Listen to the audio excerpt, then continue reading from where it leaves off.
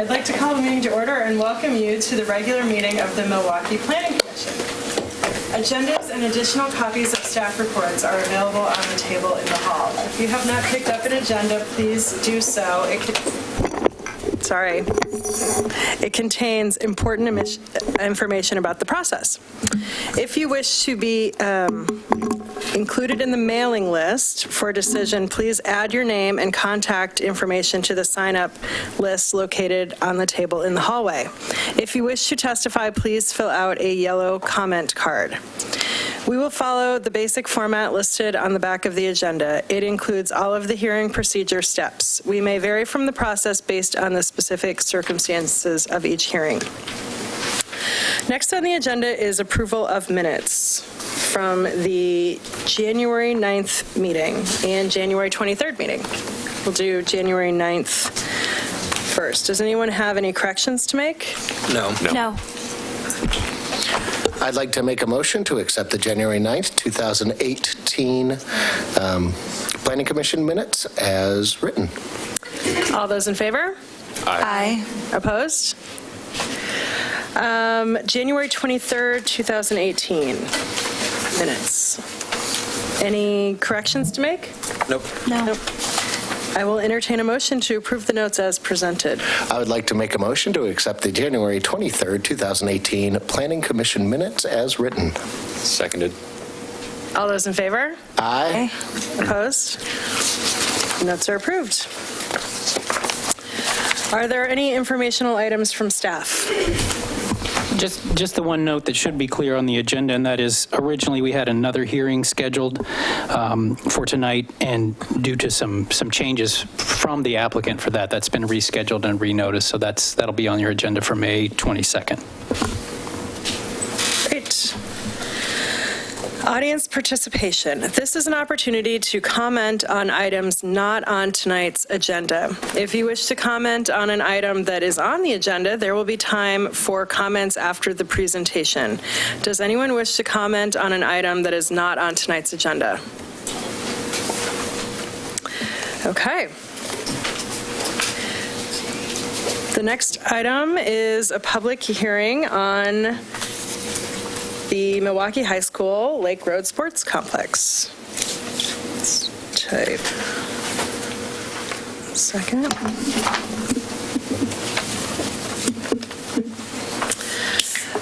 The public hearing on Milwaukie Lake Road Sports Complex is called to order.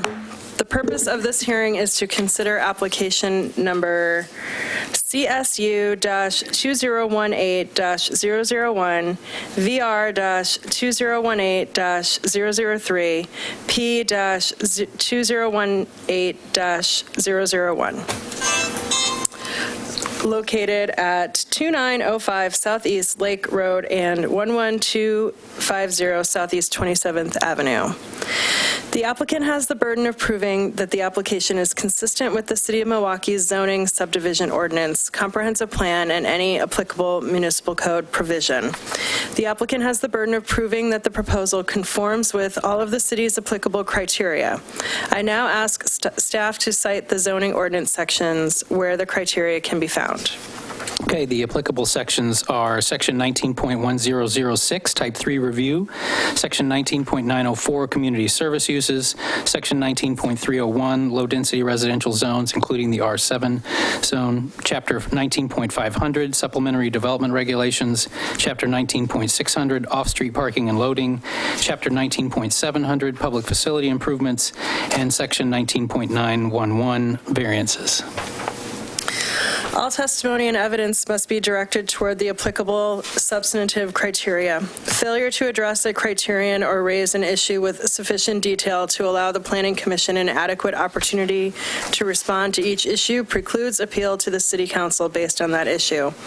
Failure to raise constitutional or other issues related to the proposed conditions of approval with sufficient detail to allow a response precludes an action for damages in circuit court. Any party with standing may appeal the decision of the Planning Commission to City Council. Persons with standing are those who submit written comments or testify in person or sign the Planning Commission attendance sign-up sheet in the hallway. Conduct of hearing. I will, recognize those persons who have completed the testimony cards and have given them to me. When you come to the podium, please state your name and address for the record so they may be entered into the minutes. If you are here to testify, please remember to confine your remarks to the application and the relevant criteria and to avoid repetition and irrelevant information. If additional documents or evidence are provided by any party, the commission may, if requested, allow a continuance or leave the record open to allow the parties a reasonable opportunity to respond. Any such continuance or extension shall be subject to the limitations of the 120-day rule unless the continuance or extension is requested or agreed to by the applicant. So for the hearing, we will have 3 minutes for testimony. So when it's that public testimony time, we'll explain how all this works. So in the meantime, we'll go ahead with conflicts of interest. Does any member of the Planning Commission wish to abstain from this hearing? No. No. Does any member of the Planning Commission wish to declare an actual or potential conflict of interest? No. Does any member of the Planning Commission wish to report on any ex parte contacts? No. Yes. So I emailed Gabe Storm, who has sent in a late email regarding this testimony as well, knowing that he runs Milwaukie Junior Baseball and that he has children very active in baseball. So what I wrote to him is, do you or your children have a preference on playing baseball on artificial or natural turf? Let me know, thanks. That was what I sent. His response back was, definitely prefer natural turf, but the time, energy, and expense, and with the Oregon weather making it nearly impossible to play until about halfway through the season, is why so many are favoring artificial turf. Is this in regards to the meeting tonight, Gabe? And I responded back, yes, thanks for your input. I just wanted to share that. Okay, are we good? Okay. Yes, that declaration covers all problems. All right, great. Does anyone have any rebuttal to the ex parte contact declared by the commissioner? Okay. Will any commissioner who has visited the site prior to this hearing please raise their hand? Did any of those commissioners who visited the site speak to anyone at the site or note anything different from what is indicated in the staff report for this application? No. No. I did notice a small, maybe not so small difference. I think that the application report talks about a pedestrian walkway from Lake Road connecting to the field. It's marked by a line, and I didn't see the pedestrian walkway because of the cars parked where the pedestrian walkway is supposed to exist. Okay. Okay. So that's different than what's indicated in the staff report in the application. Okay. All right. Does any member of the audience wish to challenge the participation of any member of the Planning Commission? Does any member of the audience wish to challenge the jurisdiction of the Planning Commission to hear this matter? Okay. Well, let's proceed to the staff report presentation.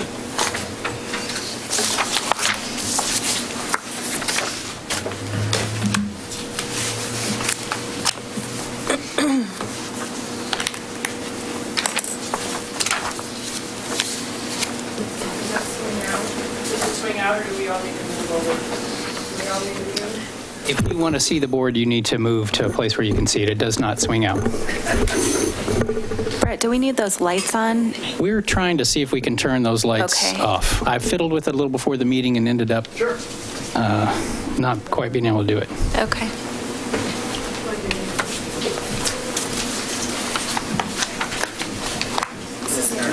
Is it not doing anything?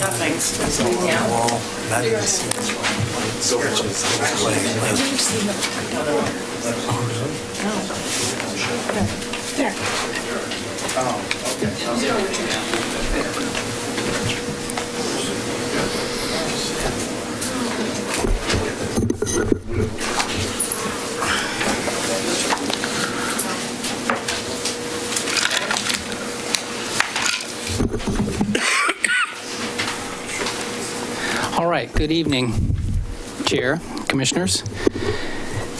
My name is Brett Kelver. I'm Associate Planner with the city, and I'll be walking us through this application tonight. This is the last of our current slate of bond-related projects from the school district, and this one is focused on improvements at the Lake Road Sports Complex, the sports fields that are kind of an annex to the high school, accessible off of Lake Road.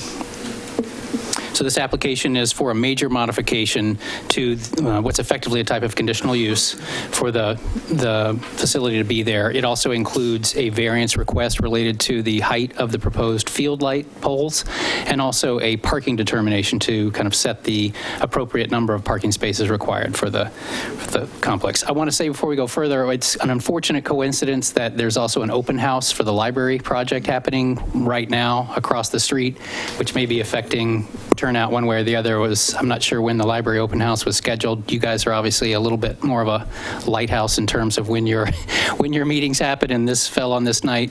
So I know there were a few people who expressed a little frustration that both meetings were happening at the same time, and it's just an unfortunate timing. I think problem. the library's closed. No, I mean an open house, a public meeting for the library project I see. to Not talk at the about, to give an update. You're right, the library is closed right now, you're right. Okay. So I think at the Masonic Lodge, there's a public meeting happening. Too bad, okay. Yeah. So if anyone gets tired of this and wants to go to the store, you've got your choice of public meetings tonight in walking distance. I also want to just point out that I did, before the meeting started, distributed to each of your places physical or hard copies of the comments that came in yesterday and today that we emailed to you. I did not receive Gabe Storm's comments before I left the office at 5:45, so we'll just have to look for those later. I don't know when he sent them. I got him, I don't know, it must have been maybe around 5:40, and he sent it to the generic planning. Oh, yeah, okay. So we can take those out tomorrow if that makes a difference. There are copies of those that were distributed to you. There were a few extra copies of those. Sorry. They look like this. If people in the audience want to get them, they were paper clipped together. There were some copies out there at the table. There are materials out at the table as well. There are a few for reference, a few binders that have the applicant's materials in them, as well as you mentioned, we gave copies of the conditions. Since we figured the recommended conditions of approval, we figured people might want to track what might be conditions for this application. There are also copies of the staff report out there. So, moving forward, I believe everyone here is fairly familiar with the site. Let's see if we can get the cursor to work. So the Lake Road fields, this is Lake Road. There's a driveway that is referred to as 28th Avenue that I don't believe has ever been public right-of-way, but serves as the primary access point from Lake Road to this facility with the parking lot. We have, I believe, what's currently the Varsity baseball field, and I think this may be currently used as the junior varsity baseball field, and we'll talk a little bit about the changes that are going to happen here. To the north is the Milwaukie Elementary School site, which has a field that's, I believe, used by the JV softball team. So there's parking available at the Milwaukie Elementary School site as well as here.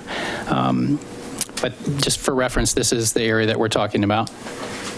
The zoning of the site, it's all zoned for, it is zoned for low-density residential use, R7, and most of the surrounding zoning is also zoned for residential use. And just going backwards one bit, this is a case, again, of where some of the high school facilities are separated physically from the rest of the campus. Here is the main campus of Milwaukie High School with the football field and track. This is currently the Varsity softball field, and as you know from a previous application, this is being replaced by parking.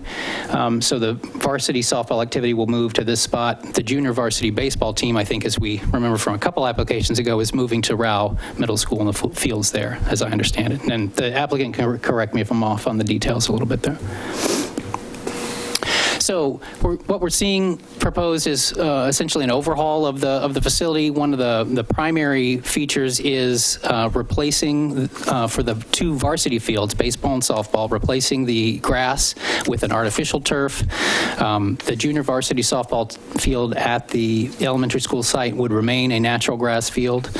Another big component is the installation of field lighting on several poles around the site, which will, both these things will have the effect of extending the capacity of use of the site.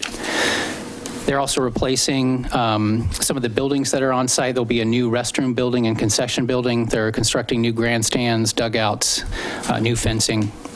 They're also upgrading or replacing some of the existing pathways and the pathway lighting there.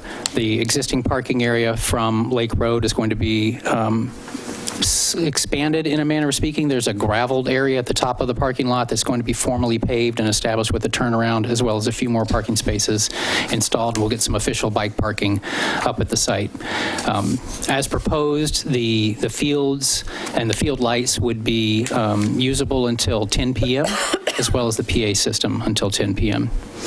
The two final elements, as I noted earlier, there's a parking determination to try to set the appropriate number of spaces for this facility, and that number is proposed as 97 or 96 spaces, depending on what happens with potential loss of a space. And then, obviously, there's the variance request to allow the field pole, the poles for the field lights to exceed the 50-foot maximum standard. So some of them will be 60 feet, several of them will be 80 feet. And I'll just pause for a moment to note that, again, this is clearly an intensification of the use of the site. Right now, without lights and with the natural grass field, there are, based on daylight hours and Oregon weather, there are limits in terms of how much those facilities can be used. And with these improvements, I think part of the idea is to really extend the seasons of use and hours of use for the facility. So that is all, I think that's very clear, should be very clear to everyone. But I guess one distinction I want to make is while there will be more visitors to the site during the course of a year, and especially during certain months, more visitors than would be there previously. In terms of transportation impacts and trip impacts, and a question about why is or is not a traffic impact study involved here, the idea is the capacity of the fields in terms of the number of facilities that are provided is not changing. Right now, there are essentially 4 fields that can be used: the JV softball field, the 2 baseball diamonds, and just north of the varsity baseball diamond is a kind of a football, soccer practice type field. So at any one point in time, all 4 of those fields could be in use right now. For example, on the driest, longest day of the year.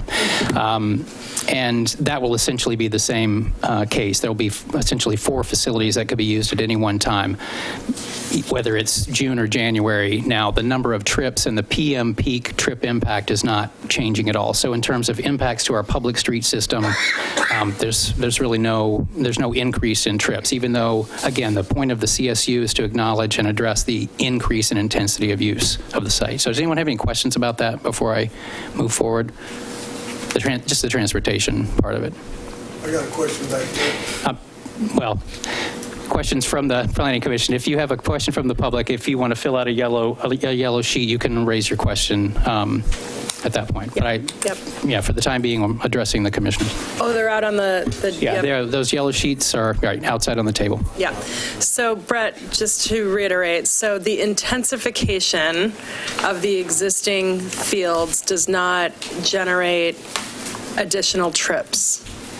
Right. The idea is that in terms of how, and we've talked about aspects of this with some of the other applications, that when we look at what is the use on the site, the use is for athletic fields. And so, again, our handy ITE manual has a formula methodology for determining what is the expected amount of PM peak hour trips that would be generated by those fields. So that's the case. There's really no change with respect to that. Obviously, the fields get more use on a weekend, just like what we talked about with the Rusk Road application and North Clackamas Park. There's heavy use of the fields in evenings, well past the PM peak for traffic counting, and on weekends. But in terms of what matters for determining impacts on our public transportation system, the PM peak during a weekday is the focus. And so the idea is there's no change essentially, even though there's no argument that this site overall is going to get a lot more use, and that's the primary focus of your review tonight. Right. So.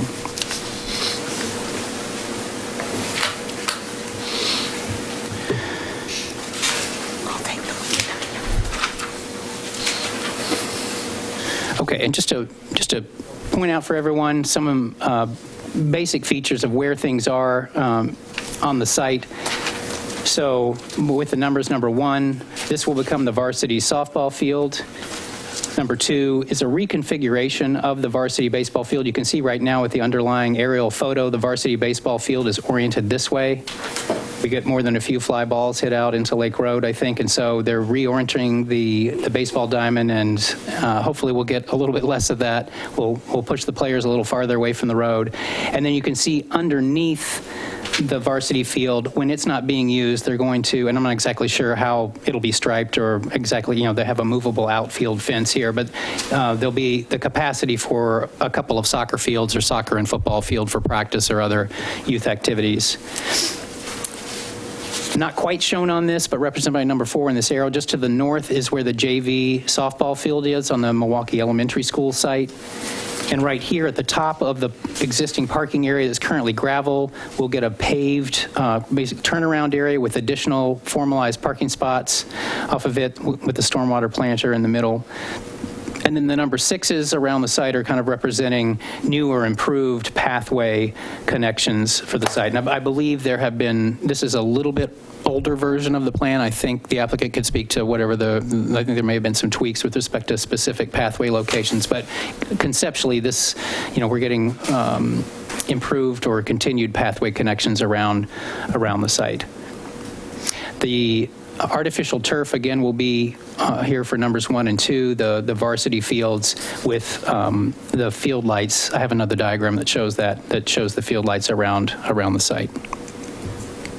Here is a slightly, I think, newer version that shows some of the key changes, I think, to the plan. One is here is the JV softball field on the bottom of the elementary school site. I believe in the interest of trying to secure the elementary school site a little bit more, the proposal is to have a gate and have the pathway come through a gate into the parking area so that there would not be the same degree of access, open access as right now. And so that is a change from the original submittal, and the applicant can explain a little bit more about the reasons for that. That's obviously a really big issue and a big change for the site, and one that we expect to hear some comments about, and would expect that there be some discussion about the change in access to the site.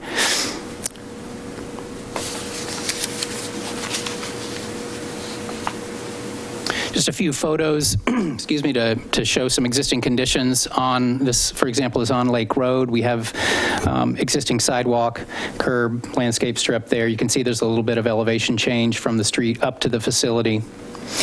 And then this is at the kind of a southeastern entrance. It's a gate. There's a driveway approach, but no real access for vehicles except for maintenance vehicles. A gated area here, so a southeastern entrance. This is where I think we would get what we're going to consider our ADA connection for the site. The pathway that would come down here will be able to provide essentially ADA access up to the grandstand and fields areas there. And this is showing some of the kind of the entrance to the parking area from Lake Road. As I understand it, the gates that are here, which are most of the time open, will actually just be removed. So my understanding is that the parking area will be accessible all the time, just the field facility itself will not be. And here's a shot of the graveled area at the top of the parking area that will be paved, and we'll get a formal turnaround and stormwater planter area there. There is an existing pathway that runs around the perimeter of the site, and that will be either left in place, I guess, where possible, or upgraded, improved. Again, the applicant can address that. Here is a shot of the last big application that we had for this site was a few years ago when the indoor hitting facility was approved for the site.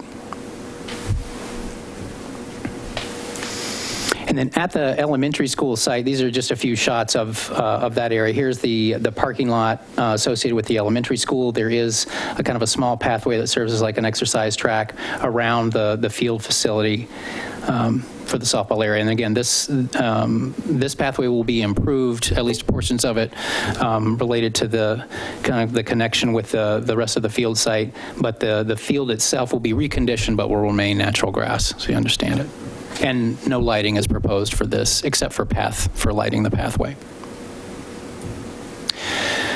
Just for reference, if it's handy, this is materials in the staff report. These are the different criteria that we'll be looking at and considering tonight, and that the findings are based on.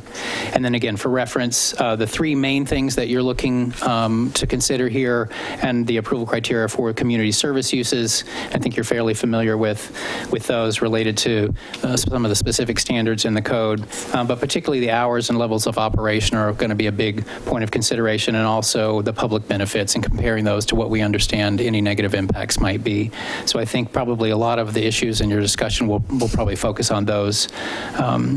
For the parking determination, I've just listed here kind of the primary criteria. It's about trying to consider what is a reasonable parking standard for this type of facility. It's not listed specifically in our code. So the applicant has presented some information, and staff has a little bit of response to that about looking at other jurisdictions and other similar uses to try to gauge whether what's being proposed for this size and scale and type of facility is appropriate. And then, again, for reference, the variance request related to the pole height.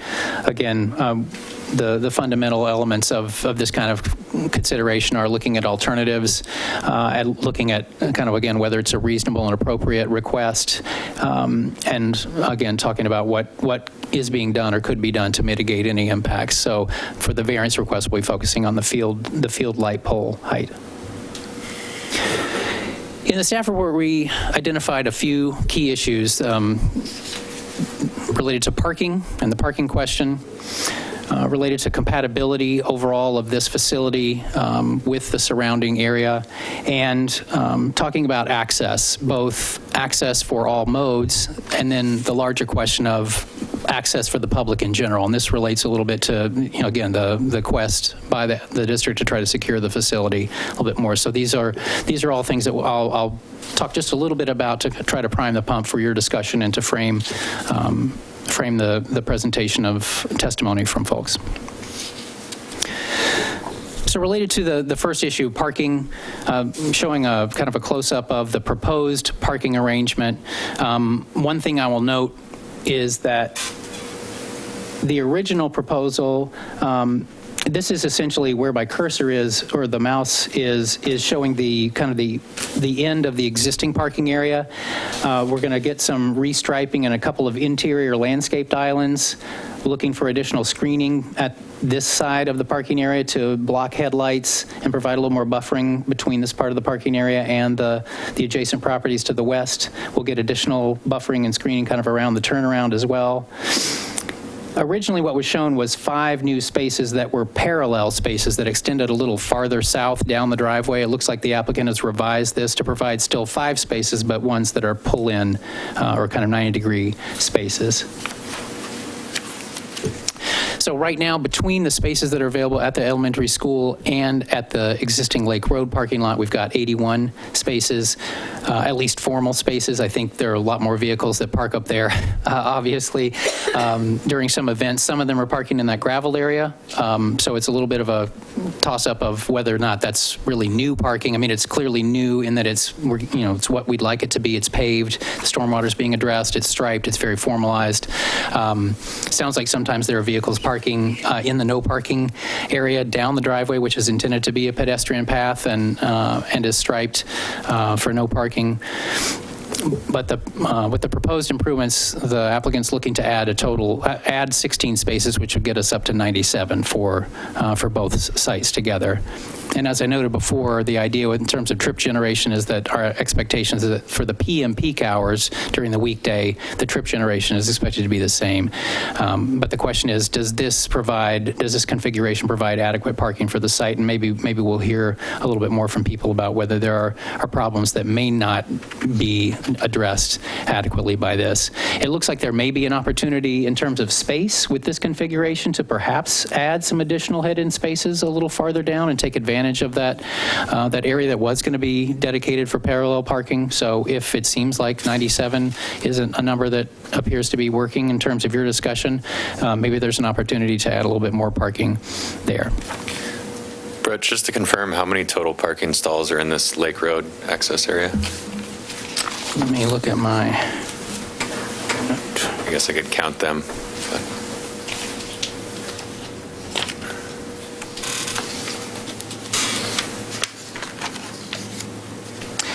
Right now, the count is 38 spaces, and it's going to 54.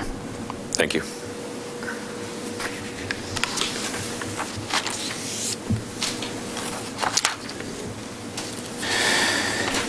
All right, another big issue, compatibility in general with the facility.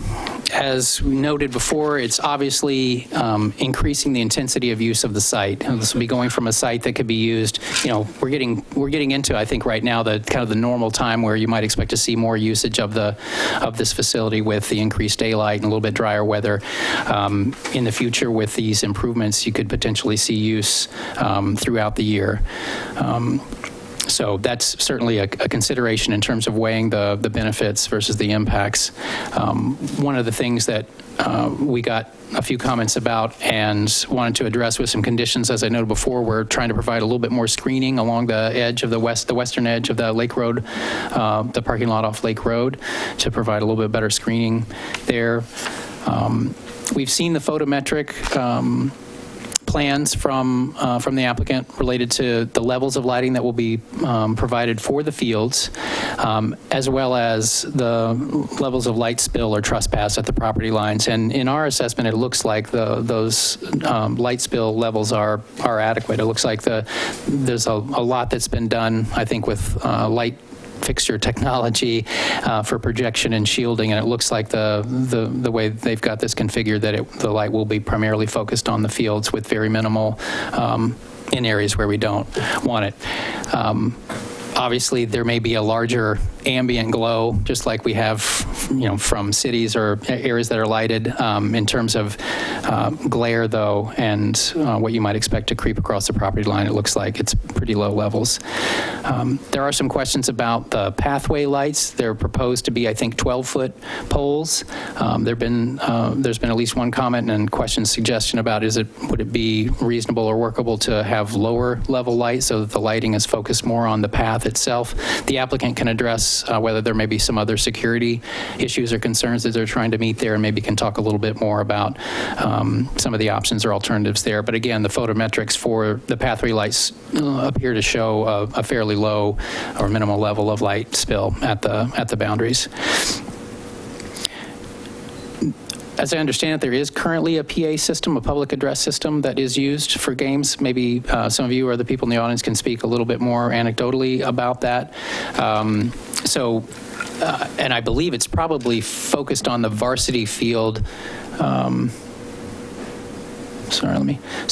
In the grandstand area. So my assumption or understanding is that the PA system is probably located over here currently, and I'm not sure. Maybe the applicant can address this detail if we're having two PA systems, one that's available for each Varsity field, or just one, or how, whether they could be in use at the same time. But there's obviously some question about what those levels of noise will be. I mean, my understanding would be that with the reconfiguration of the fields and things being kind of oriented out now towards Lake Road, I would expect that the PA system is also, the speakers are oriented that way rather than projecting towards the neighborhood. It's maybe a little bit more of a concern for the Varsity field, and again, perhaps the applicant can address if there are ways to dampen or mitigate some of that potential spill. We have a noise code, or noise as a nuisance, and there are some decibel levels that are set. We could certainly address any concerns about that if it turned up in an enforcement kind of way. With respect to the lighting, what I try to do is just show the two different levels of or heights of poles. There are 12 field light poles that are proposed. 4 of them will be 60 feet and 8 of them will be 80 feet. And looking on the photometric plan, I just tried to put the yellow dots or the 60-foot poles. That looks like they're concentrated on the slightly smaller Varsity softball field, with the 80-foot poles around the edges of the Varsity baseball field and the underlying practice fields. So again, you can see here, these are foot candle levels of light spill or light trespass at the property line. A standard for reference from our parking code, where we want a minimum level of 0.5 foot candles to light a parking area, the code also says we shouldn't have more than 0.5 foot candles at the property line. As you can see here, the levels are well under 0.5 at the property line. The largest one, it looks like, is 0.28. Where's my cursor? right here. So again, this is giving us some sense that the lighting levels at the property line appear to be pretty low. So if this is helpful for reference later, we can come back. May I interrupt real quick? Please. How come the parking lot's all 0.0? These are... If the parking lot, right, isn't there requirements for the parking lot to have lighting? I think the purpose of this photometric is to show the light level at the property line. So it's not, this particular version is not showing the level of lighting for the parking lot itself. I think there's another photometric plan in there. Okay. But yeah, this is just showing the level of spill at the property line.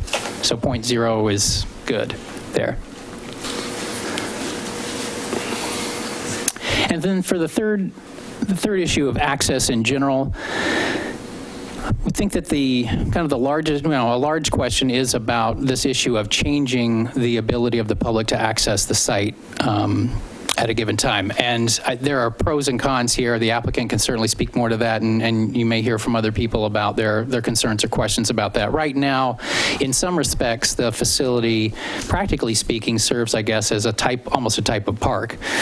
There's no limit on access aside from whatever might be posted in terms of hours of use or trespassing, but you can walk in there pretty much any time. You can access it at a number of points.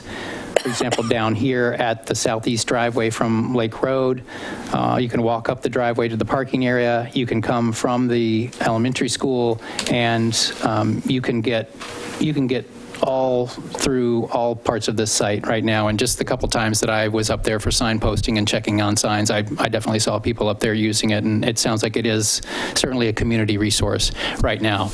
Obviously, the district, which represents the public, has this bond money, and it's making these improvements, trying to bring the facilities up to speed to match others in the district. And there's some understandable interest in trying to make sure that those facilities are available for what they're primarily supposed to be for, which is school athletics. And so there's money going into this. There's obviously an interest in trying to protect it and make these facilities last. So my guess or understanding would be that that's a big part of what the district is wanting to do with limiting some of the access. And so I guess one question that we have is whether it's possible to continue to provide somehow the pedestrian connections around the fields at all times, with maybe the fencing that's provided around the fields themselves being a way to protect some of that resource. And the applicant can maybe address some of the pros and cons for that, but that is certainly something that staff would be interested in seeing, just to continue to provide the degree of pedestrian connectivity that we have through the site. And in the interest of improving pedestrian connections, there were about 3 things that we identified that we recommended as conditions of approval. One is what's being shown here is a connection to the parking lot of the elementary school. Right now, there is only landscaping between the existing path and the parking lot, so one reasonable seeming condition that was recommended was to simply provide like an ADA accessible connection between the parking lot and the path, so that people could have a way to walk, especially if that's going to remain grass and the facility is going to be available in rainy times of year, to be able to get onto the path without having to walk across the landscaping. Another recommendation was, in large part because of what Commissioner Burns noted, is that there is not a high level of protection for the pedestrian facilities on the driveway that's labeled as 28th Avenue. So trying to get some kind of more committed grade separated sidewalk or something, so that there's a guaranteed pedestrian connection up and down this. The applicants indicated that it may be that a lot of students might get to the site on 27th and through the elementary school area, but we have received comments and understand that people who come to the field facility park on some of these neighborhood streets, and obviously we have other sidewalks on Lake Road, and it's not only reasonable, but it's one of the requirements of providing on-site walkways to have some kind of dedicated pedestrian connection. So that was recommended as a condition of approval. And then the third suggestion was to provide some kind of pedestrian connection at either 30th or 31st Avenue, recognizing that this is a little more challenging. There is, as you know, those of you who visited the site, there is quite a grade difference between that right-of-way and the field area. So it's understood that this is not a simple suggestion, but in the interest of trying to provide better connectivity and potentially trying to address and improve the situation with respect to parking, the suggestion is to try to provide some kind of pedestrian connection at either one of these rights-of-way. Understanding that some of the people who live right in these areas may not like the idea that people may now, that if there is a new pedestrian connection, come and park in that area. I think a fair question would be whether there are already people who maybe live in this neighborhood who, because there is no good pedestrian connection, might actually have to drive or take a really long way around to get to the facility right now. So understand, again, there are pros and cons there, and I can certainly understand why some people wouldn't want to see that, but that was something that looked like it might be a potential improvement overall to provide better connectivity and access to the site. I had a question on the access on 31st there. Is there any discussion around right-of-way, like half-width right-of-way dedication to continue 31st through as part of this redevelopment? We did not discuss that internally. It's interesting that our transportation system plan, the TSP, one of the maps shows future street connections, and for whatever reason, it's actually showing a future street connection right down the middle of the site, which, you know, in the future, if the district decided to reuse this as something else, or, you know, fields became available somewhere else and the site were to redevelop, you know, we might want to look at trying to continue. I think we would want to look at trying to provide connectivity through there. But the way it is right now, it's just understood that that's not a very realistic connection to make. But it does prompt, it does seem to prompt some discussion of our TSP is wanting some connectivity. How could we do it? I mean, getting a more formal right-of-way dedication is a possibility, but it's not one that we discussed, and it seemed like it might be. There probably, you know, there's certainly some issues to discuss about that in terms of maintenance and how it would affect the district facilities, but. So I have a question on that. If you put in an access point where access is currently not developed, does that create a trip count into that other neighborhood? Well, it would certainly be a point of access for, we're talking about a pedestrian connection. And if you're saying, would new trips be generated? Again, I think in terms of practically, you probably would see some vehicles using that area that aren't now because there's no way to get down there. But in terms of like what I discussed before, opening a new connection isn't changing the overall capacity of the site. It's not adding a fifth field. So in terms of how we think about overall impacts of new trips on our system, there's no change there. But certainly you would maybe see more trips there than you had before. You might see a reduction of trips in another area. Okay. All right.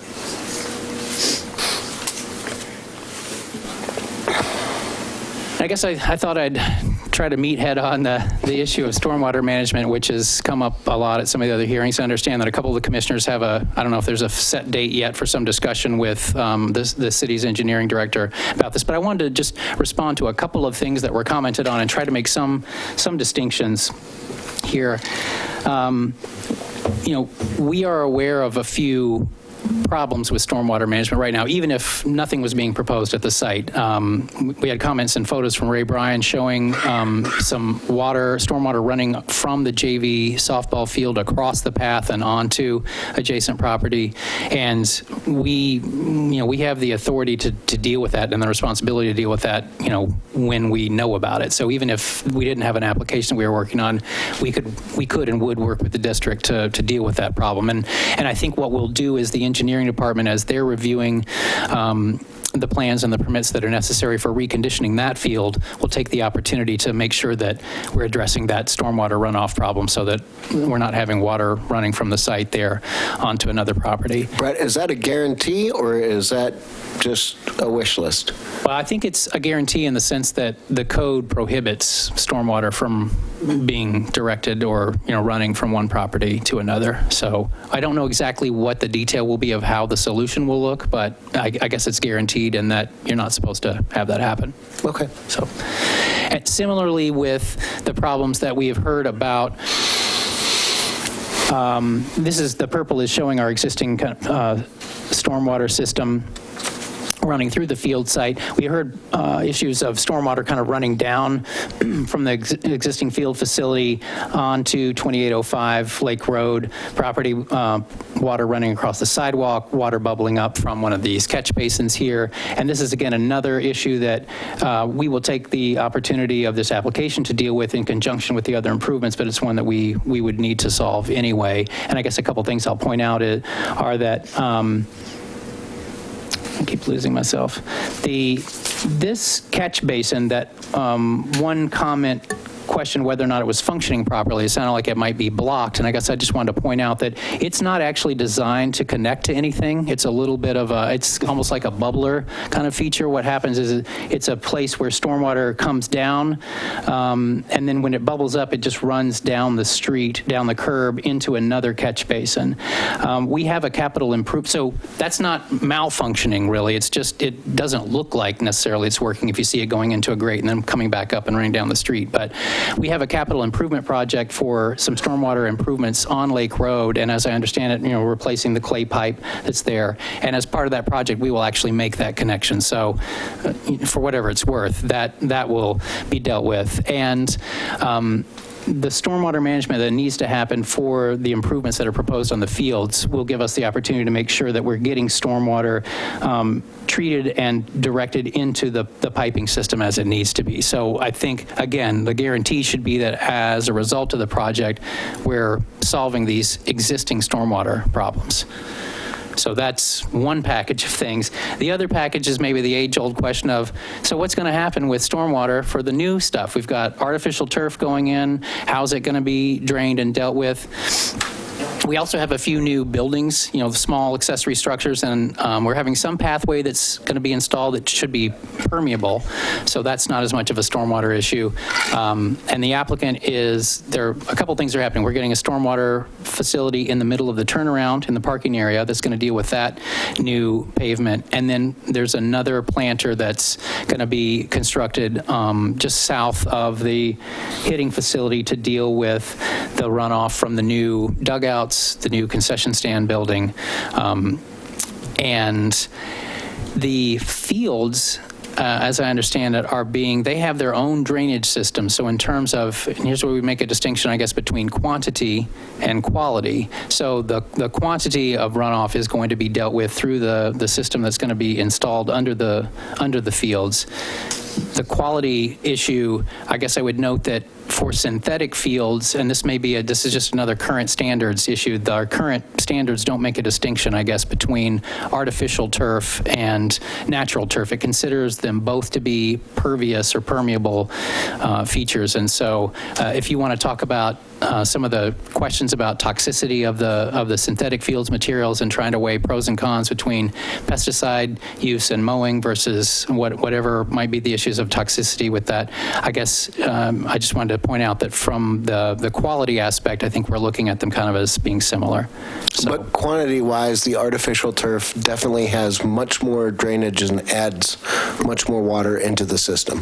And what I understand from our engineering department is that, again, the materials we have right now are preliminary. When the applicant completes a formal final stormwater report, and including an infiltration report, an infiltration test, we'll get more information about whether they need to be detaining some of that water on the site, or if it's a low enough level, it can come directly into our pipe storm system. So the quantity issue will be addressed kind of as part of the... And that wouldn't affect the amount of water runoff that is coming from the new pavement? Wouldn't that all collect into one collector space?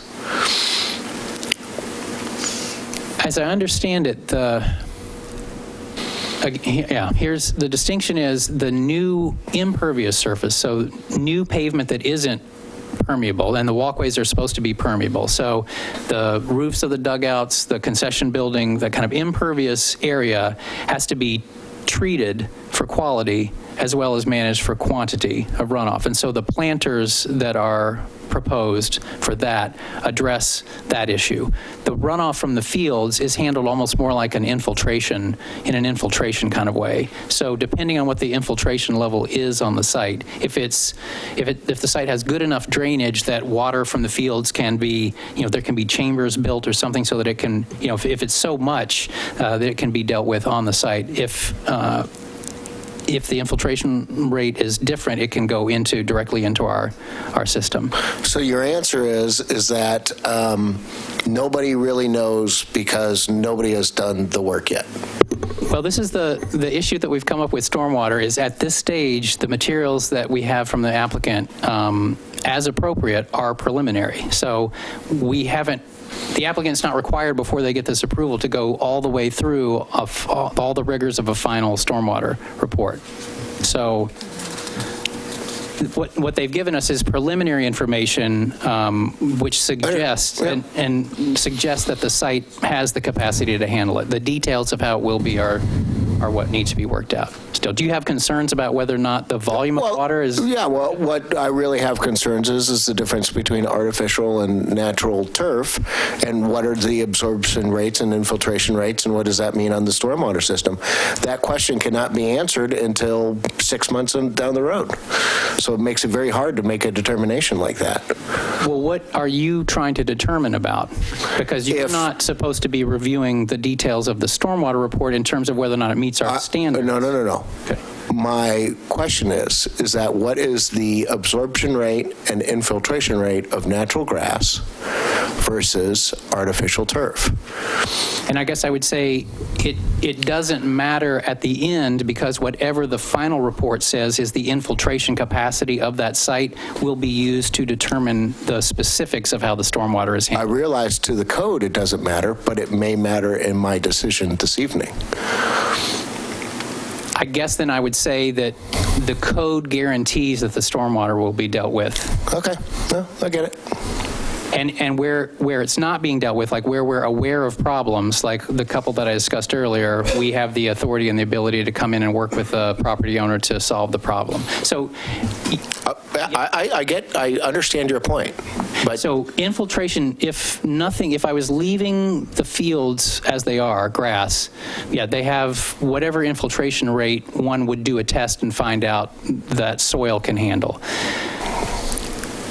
That's going to be removed, and a whole other infrastructure is going to be installed, including rock, drain pipes, a whole interior infrastructure to deal with that, and that will be determined to some degree by the infiltration rate of the soil. So at the end of the day, if the infiltration rate is not good on the site, my understanding is the water will be and can be directed into our stormwater system, and then it's leaving the site then. Right, but it won't change if it's natural or if it's artificial turf.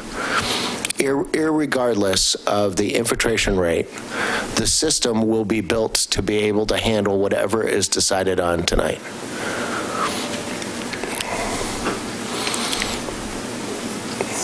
I think the answer is yes. Yes, it is. Okay.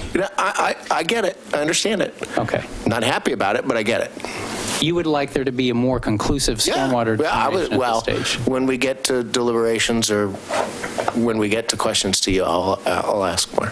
Okay. So just to recap our recommendations and to wrap things up, essentially we're recommending approval of all three of the applications. So understanding that there's going to be more discussion and there may be some adjustments needed to the conditions of approval, which we're prepared to try to address, and by virtue of that, getting into the findings. But overall, the site is being used as a sports complex field. I think that that's appropriate for that use. The question is dialing in the conditions of approval, making sure that we're addressing the things that need to be addressed and mitigating the impacts. Don't see a problem allowing the field light poles at their height. We'll be interested to hear if there are concerns about that and if there are maybe some options for mitigating the height if that's an issue for folks. We'll be interested to hear about the discussion about parking, but can see some rationale to looking at 96 to 97 spaces as an appropriate number for the fields. So just to kind of point out a couple of the key conditions that we have, I talked about trying to establish a few more pedestrian connections, making sure we get some landscape screening or buffering, especially at the perimeter along the western edge of the parking lot. And then would like to make sure that you as the commission are clear and that we establish it clearly in the conditions about what are going to be the acceptable hours of use. We've suggested 10 p.m. for the field lights and the PA system, maybe allowing an extra half hour for the pathway lights to be on to let people get safely off the site. We just suggested that generically throughout the year, depending on how you deliberate and discuss this, what you hear from the applicant and from people who give some testimony. If you feel like it's appropriate to try to dial that in and adjust the hours based on seasons or have some other way to establish some clear parameters for use of the site, that's one thing that we'd like to make sure we get clear in the conditions. So your options, you can certainly work with the findings and conditions that we presented. We are expecting that you may want to make some modification to those. That's another option. If, depending on how much testimony we have and how many questions and how much deliberation you have, one option would be to continue the hearing. We certainly have time for that in terms of the land use clock. The applicant may have some other time pressures moving on them, and then it would be a little bit extreme, but another option is obviously to deny the application. If that's the case, we need to make some serious revisions to the findings. So with that, I'll ask if you have any other questions before I get out of the way and the applicant comes up. At least questions for now. Anyone? I just wanted to note before the applicant's testimony starts that I unfortunately have to leave at 8:30 and that we discussed this ahead of time, so I apologize to everyone who's here to testify if I'm not able to hear your testimony. In the event that the hearing's continued, I would catch up with the recorded remainder of the hearing to participate in the next round, and in the event that the hearing closes tonight, I'm sure you're in good hands with the quorum that remains without me. So thank you. Right. Thank you. Was Southeast 28th Avenue vacated? Not as I understand it. We saw an old survey that showed it kind of being set up to be platted as a public right-of-way, but that was never recorded. There was never any official establishment of it, as far as I can tell, as right-of-way. So I don't think it's been vacated. I think it's just basically private property that has been called 28th Avenue. But it serves as the primary access for two properties. Right, and as we understand it from at least one comment that was received today, is that, yeah, there is, not surprisingly, an access agreement between the district and a couple of those property owners so that they can get access to their properties. Is this property going to be included in the condition that we applied to the high school about the transportation demand management? Yeah, fair question. We did not set it up that way in the findings and the conditions, but that is an option for you if you would like to pull it in somehow to the transportation demand management requirement that was put on, to look at if there are options for promoting carpooling or publicizing the availability of the elementary school parking lot. I'm not sure how aware people are of that when they're coming to the site right now. Does the comprehensive plan have any policies about access to schools and from streets like 30th and 31st, where there's I realize that there's some geometry challenges with getting access there, but does the comp plan have any specific guidance on providing access from all available streets or anything like that? That's a good question. I think where the comp plan focuses on transportation is in the transportation system plan, and I think there's probably some general direction and suggestion to improve connections and provide connections whenever we can. There is, as I mentioned, a specific map in the TSP that identifies, it's certainly not an exhaustive list, but it does identify a few areas where we would like to see some street connections. It doesn't get much more specific than that, especially in terms of highlighting opportunities for pedestrian connections or bike connections versus streets. So I think the answer is probably in general, it's yes and no. There's some general encouragement of providing those connections, but not specific, except for what I pointed out, that the interesting connection shown right through the middle of this site. Right.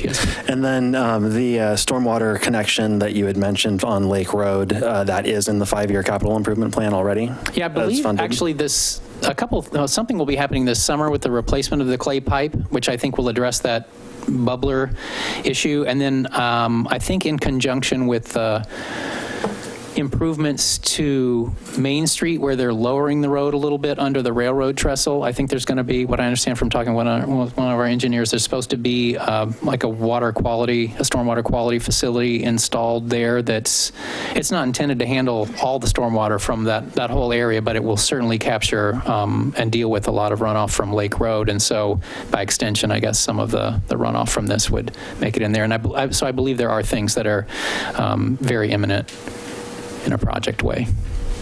Thank you. Yeah. I have some questions. So what is the current use of those parking lots during non-baseball times? You showed a picture with cars parked at the elementary school, and we know that when Commissioner Burns went by, he saw cars parked in the walkway. So how are those parking lots used in reality? Fair question. During non-baseball time? I don't know exactly. I'll make some assumptions or some guesses. The elementary school parking lot, I believe, is used for school-related parking during school hours. And a lot of those hours are times when there aren't formal baseball activities.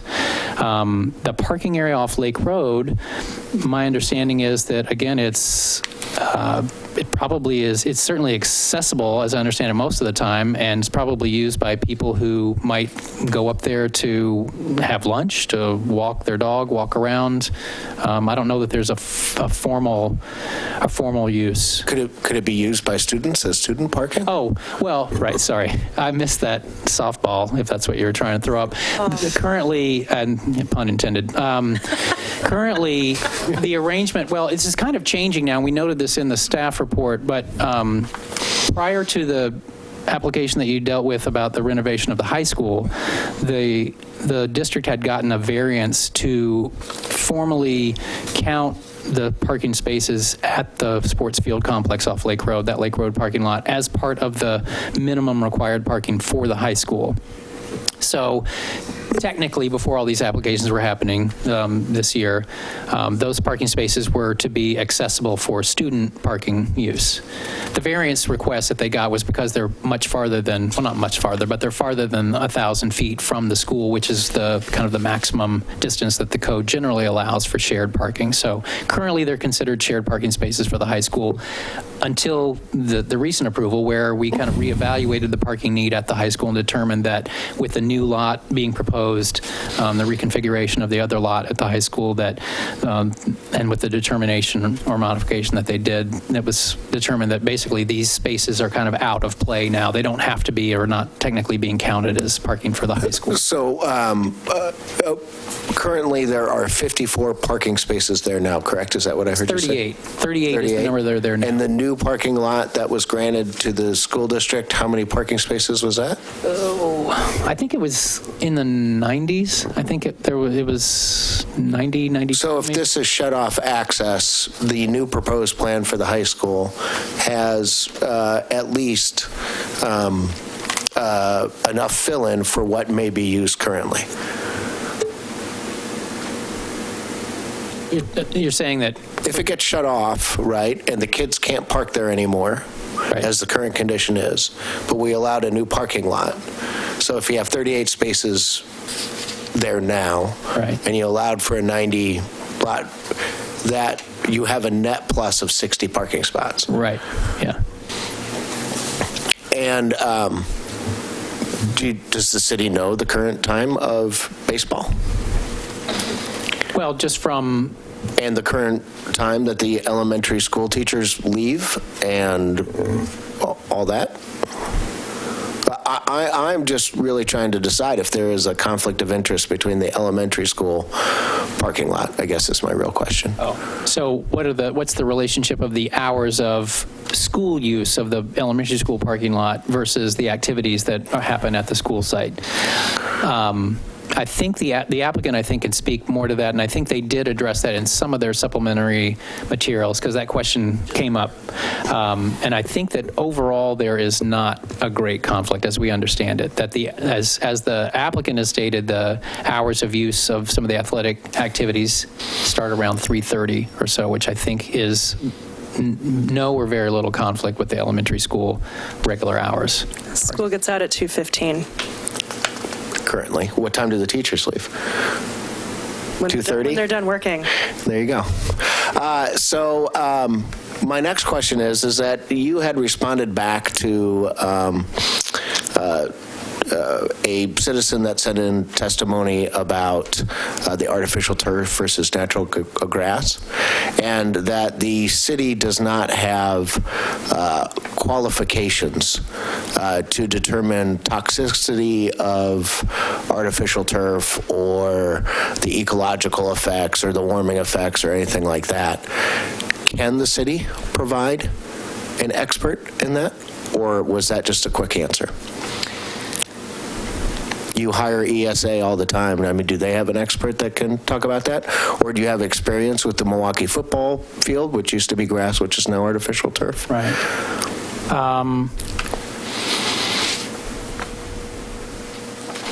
Well, we don't, I mean, I think the clear feeling was that we didn't have the expertise on staff to assess that. Looking at the literature links that were provided, it appears that there's inconclusive results of this debate, I guess. Can the city hire an expert to be able to determine that determination? Or find one? We could probably hire someone. I guess the question would be, will they be able to come to a conclusive answer, where so far it looks like there's been a lot of discussion and debate, but not necessarily anything concluded about. And from a legal perspective, it may not be wise for the city's expert to give the final opinion. It may be better to rely on the manufacturer's representations and their experts so that they're liable if it turns out that there's a problem and it has to be replaced. Okay. And I'm assuming since the city does not have the expertise to look at the toxicity and to the warming of artificial turf, that they don't have the expertise as well as the study of wildlife that currently uses that grassy field, like, you know, geese, mice, and the other little critters, and where they would go. I guess my question is because we changed this over into artificial, do the geese end up more at Riverfront Park, because that would be our last grass area in downtown? Do you have an expert that can answer that? Or have you done a study? We haven't done a study. Or any consideration towards that? We hadn't considered doing a study related to impacts of wildlife at the site, in large part because there's not a formal natural resource designation at the site. So in that respect, it's not really that different a question than with our current tree protection rules, for example. Trees provide habitat for a lot of different types of critters, and we don't have any rules regarding their protection, and where they're not in a designated natural resource area, you are clearly removing some habitat when you cut a tree down, but no study is required, or there's not usually analysis of impacts to wildlife when there's not a formal designation there. So this site doesn't have any formal natural resource designation. Obviously, just like a lot of places, it's home to some critters and types of life. So I guess that's just that's beyond the code, the pale of the code requirement. I guess it's certainly a consideration that if you and other commissioners felt like it was important, you could find a way to tie that into the public benefit versus negative impact with respect to the CSU. But there's not a natural resource code part of it. And I'm assuming that the city doesn't have any expertise in artificial turf as well? Correct. And I should leave those questions for the applicant? Well, I think they're fair to raise with the applicant. We certainly don't have expertise in that, and I think we can acknowledge it appears that there are trade-offs and pros and cons to both. There may be some ways to mitigate concerns related to artificial turf. For example, if there's a strong feeling or a conclusion that there may be some warming impacts. That's one of the things that was noted in some of the studies, was that artificial turf fields tend to heat up more than a grass field will. And if you're concerned about that and want to tie that into the public benefits versus impacts of the facility, maybe there's some additional landscaping, additional tree canopy that could be created in certain areas to try to mitigate that or offset it. I mean, obviously you can't put shade on the field without affecting its purpose, but that might be one option if there was a strong feeling about that. And then can you address what the current uses of that field is? What are currently it seems that the hours of operation are definitely less than what is proposed, correct? That is correct. And I mean, yes, I think certainly days and months of usability are going to be vastly different. At certain times of year, like the heart of summer, when you don't need lights because it's light until 9:30 or almost 10 o'clock, unless the district indicates that games are starting earlier on that kind of weekday, for example, I don't know that the hours are going to change that much. Does the district currently rent out those fields like they plan to do in the future? I don't know. You'll have to ask. Let's let the applicant address that. Yeah, they can give you more information, I think, about how they manage and operate the fields. Thank you. All right, thanks. Anything else? Okay.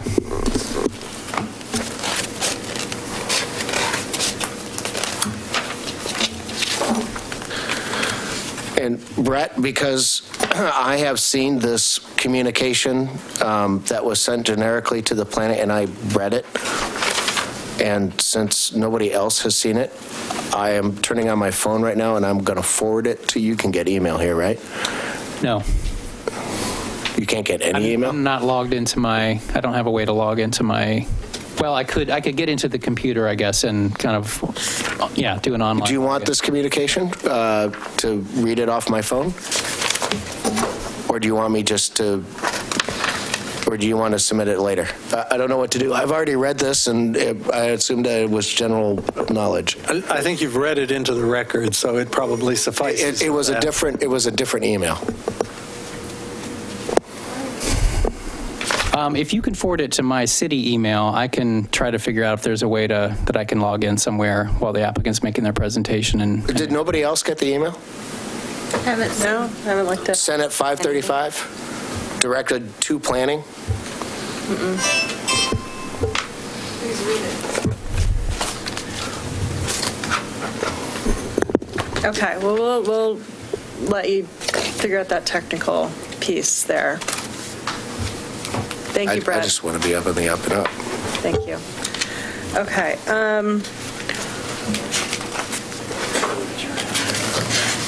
Do you think that it would be a good idea to take a 5-minute break while we get this technical issue worked out, Brett? Would that probably be a good?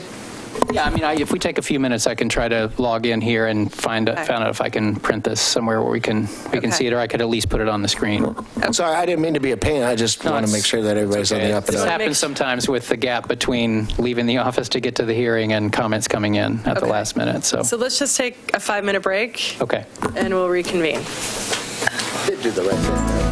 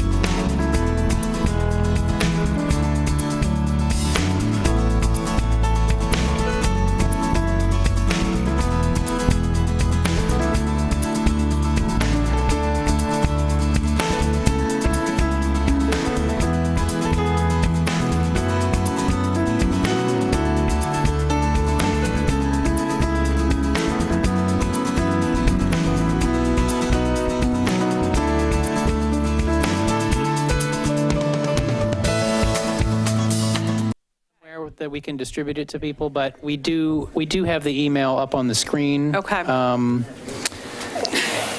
And I don't know if you want me to quickly read it out Sure, loud? let's just go ahead and do that. All right, so this was sent earlier this afternoon. It looks like 5:35 today from Gabe Storm. Dear Milwaukie Planning Department Planning Commission, my name is Gabe Storm, and I live at 4669 Southeast Arden Street in Milwaukie. I'd planned on attending the meeting tonight, but due to an illness, I most likely will not be able to attend, and so I am feverishly writing this email to send, and hopefully some of my questions can be answered.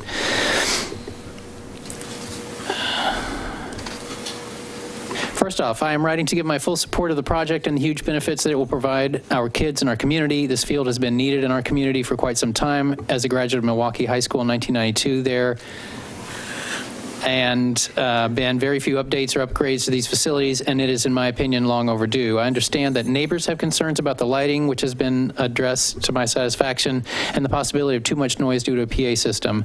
I can completely understand the fear that things may potentially get too loud, but I would invite them to go to a high school game at Clackamas Putnam or any other area high school and hear for themselves. These systems, to my understanding, will not be used by any other programs or organizations outside of the in-season use of the high school baseball and softball games or the occasional hosted tournament. There's been a PA system in use for many years prior to this, so this is not a new accessory that they are adding to the fields. Second, my biggest concern is in the document provided by the developer in 3J Consulting, Inc. On page 5 of their introduction, they list a very short list of athletic clubs that will be using these facilities. The consultants only listed a few elite and for-profit soccer clubs, but failed to list any of the Milwaukie area nonprofit sports organizations who have been serving our community youth on a volunteer basis for decades. I realize that this might seem a little like minutia, but as a document, this does not paint a clear picture of how these much-needed fields will be used. I would like it to be added that Milwaukie Junior Baseball, Milwaukie Youth Soccer, Milwaukie Youth Football, and other Milwaukie High School feeder programs be included as potential users of these facilities. The reason this is so important is that as the school district continues to update our facilities, there will be an increased demand from for-profit organizations to get field time, and I want to make sure that that tech youth in our community are served, that the youth in our community are served before adult and youth for-profit organizations. I realize that this is the duty of the school district to ensure these fields are made available for our kids, but I also think it's important that the Planning Commission is aware that there are lots of Milwaukie kids who will benefit greatly from these proposed plans as well. Again, I realize that this is very much last minute, and I apologize for not being able to be there tonight. Thank you for taking time to read these remarks, which I have actually done, literally. Okay. Thank you, Brett. Right. Appreciate that. And so actually the next question is, have we received any correspondence on this matter other than those items included in the meeting packet? We did, and they're the comments that I referenced earlier. Yesterday, we received an email and comment from Ray Bryan. We received a kind of a formal response from the applicant team to some of the earlier comments and the staff report materials. And then earlier today, we received comments from Michael Martin and Hal Wasek. I hope I'm saying that right. And those were what were distributed to you and were available for the public at the table. And the comment from Gabe Storm that I just read. And that email. Thank you. Okay, great. All right, now we will hear comments from the applicant and their representative.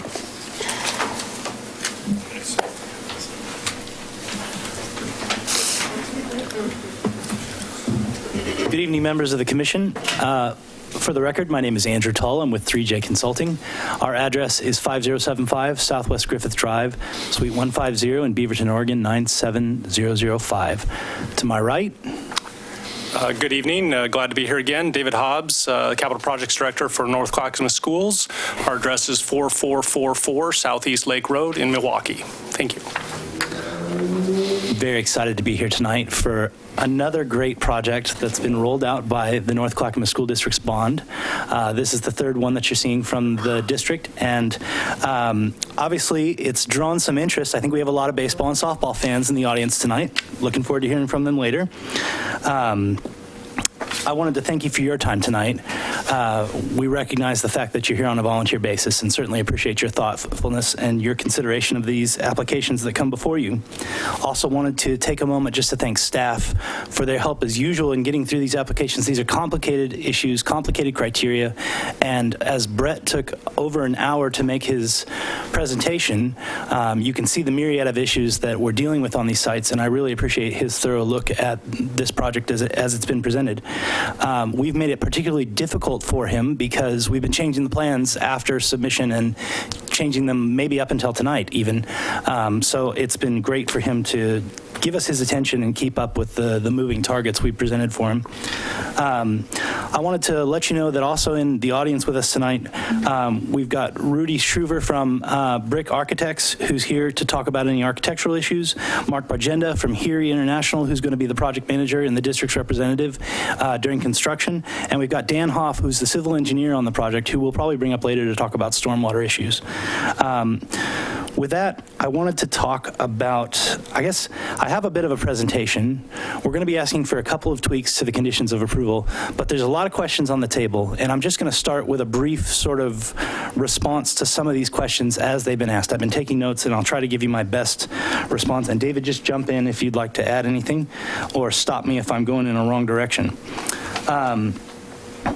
So with regard to Mr. Storm's email that came in late in the day here, acknowledged, if we didn't catch all of the youth leagues and volunteer teams that are using the fields, we're certainly apologetic. And I think that's been heard by the district's representatives tonight.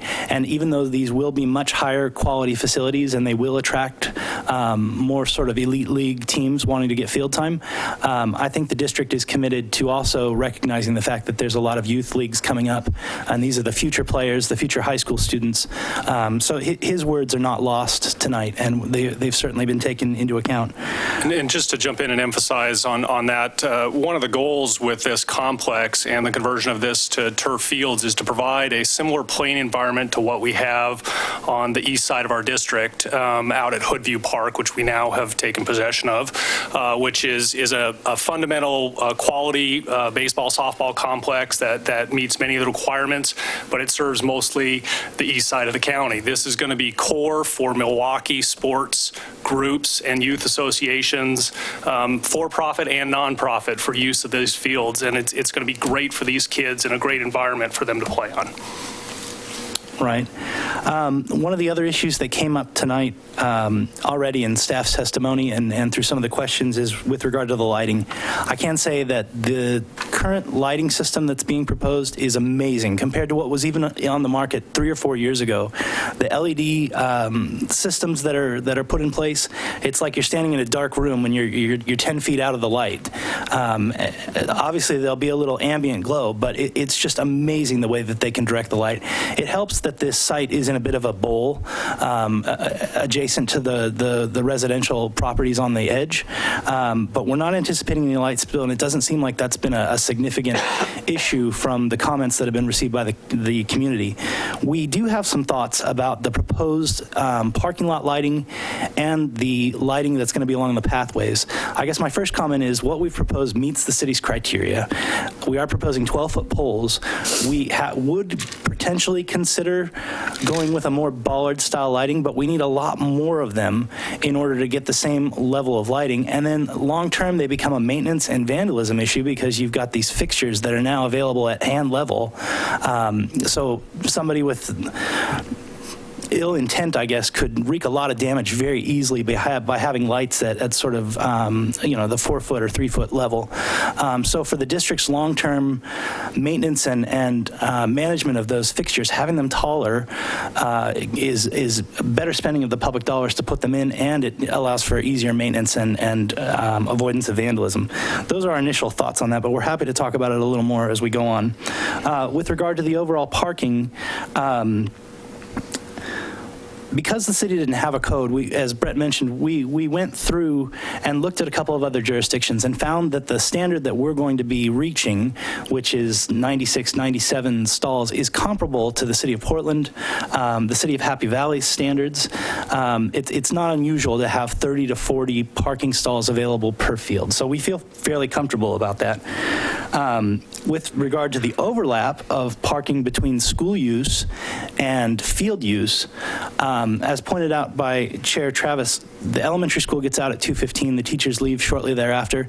The district's program, and why we don't have any problems with the 10 o'clock cap, is to use these baseball fields between about 4 and 8 o'clock.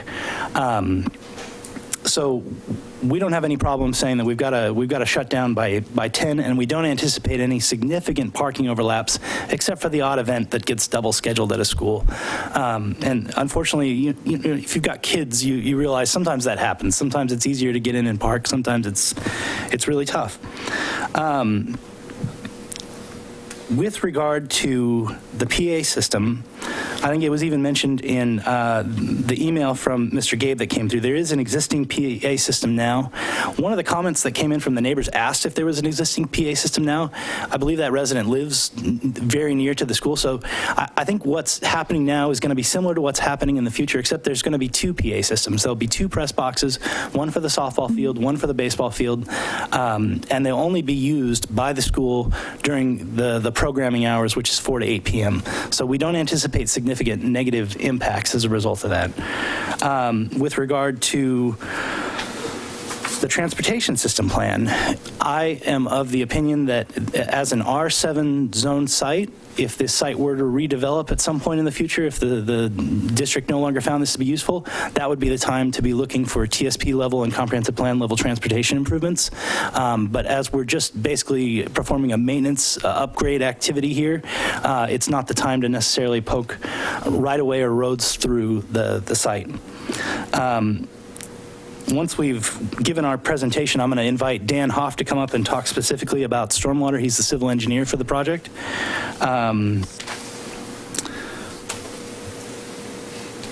Let's see, I think that covers the majority of the comments that we received. We can certainly take additional questions after we've made our little presentation here. And we can also talk more about access, because I think there's a little bit of flexibility here in recognition of the site's current access. But without further ado, I'll just jump into our presentation. And I've really skimped a bit on describing the proposed improvements, because I knew Brett would do a great job in sort of running through the list of improvements. But it does consist of new artificial turf fields for varsity baseball and softball, improved junior varsity baseball field. The baseball field will be able to be used for baseball or for soccer and football practice when not being used for baseball. And then the site improvements are limited. This project was first bid, and the budget was clearly blown. And part of the reason we've been changing the plans as we've gone along is because we've gone through this value engineering process. So the idea was to keep the improvements as tight as we could to make it fit within this budget, to provide an equitable level of service for the students at Milwaukie High School, which is comparable to what other students within the district are enjoying. But at the same time, we have a budget to work within, so we've limited our improvements to sort of the northern end of the parking lots. We're trying to keep them there, and we're trying to reduce costs, but at the same time provide those fields, which are really what kids are looking for and what they would expect when they look at their peers within the district. There'll be new bleachers, new dugouts, new restrooms, a new concession stand, and obviously the new field lighting. So here's just sort of a black and white overall picture of the site plan. We've seen this, and you've seen it in the application materials. If I can just jump in for 1 second on this particular one, and this is just a slight correction on what Brett had indicated. There will actually only be 3 fields in use at any given time, not 4.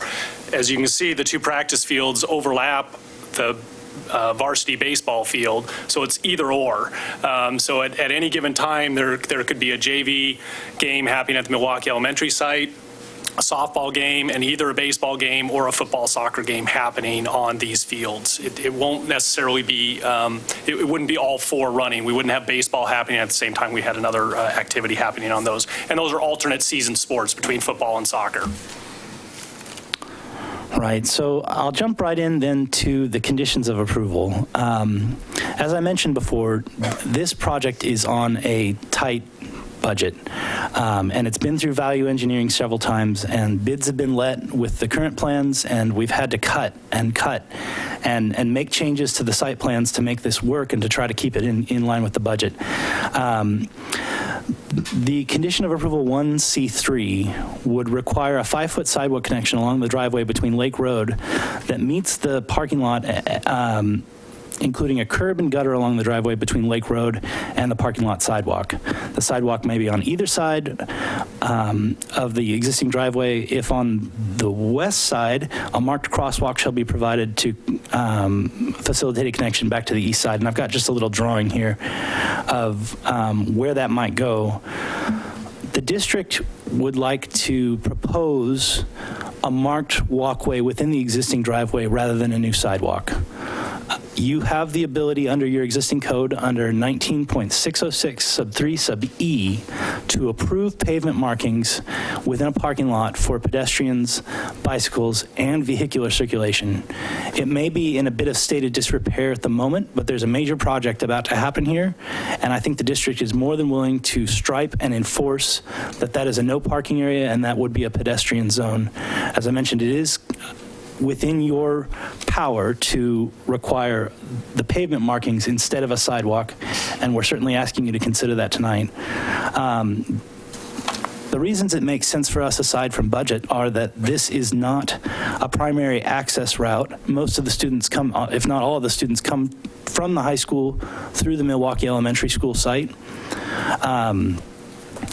We're also cautious that the addition of a curb, while the sidewalk itself has to be permeable because it's an on-site sidewalk, the addition of a curb means we now have stormwater to manage, because rather than just sheet flowing and working its way into the existing system and infiltrating, it's now going to be collected and sent down towards Lake Road. There's just a series of additional costs that are going to come from this. I'm sorry, that's supposed to All right.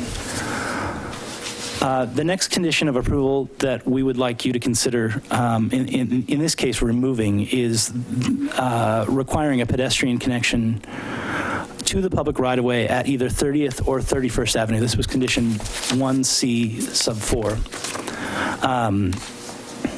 Our logic behind this is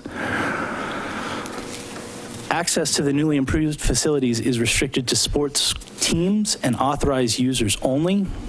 Several of the neighbors have commented on the need to discourage parking on neighboring local streets within their public comments. We feel like this would encourage people to seek out parking on those streets and then make the connection via a new public pathway. There's also a cost issue to this. These are extremely steep hillsides that we're dealing with along that side of the property. It's not going to be cheap or easy to grade and put in a sidewalk. There'll probably be retaining walls and the like. We don't have to meet ADA grade necessarily, because I don't think we can.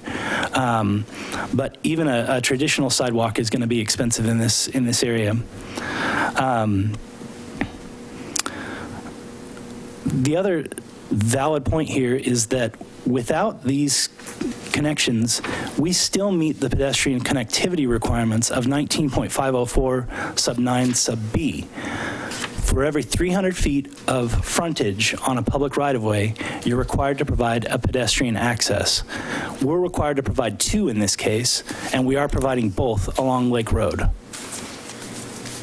And then I wanted to touch upon the fencing plan. So as proposed currently, the district has a priority to provide restricted access to school sites during the day, during operating hours.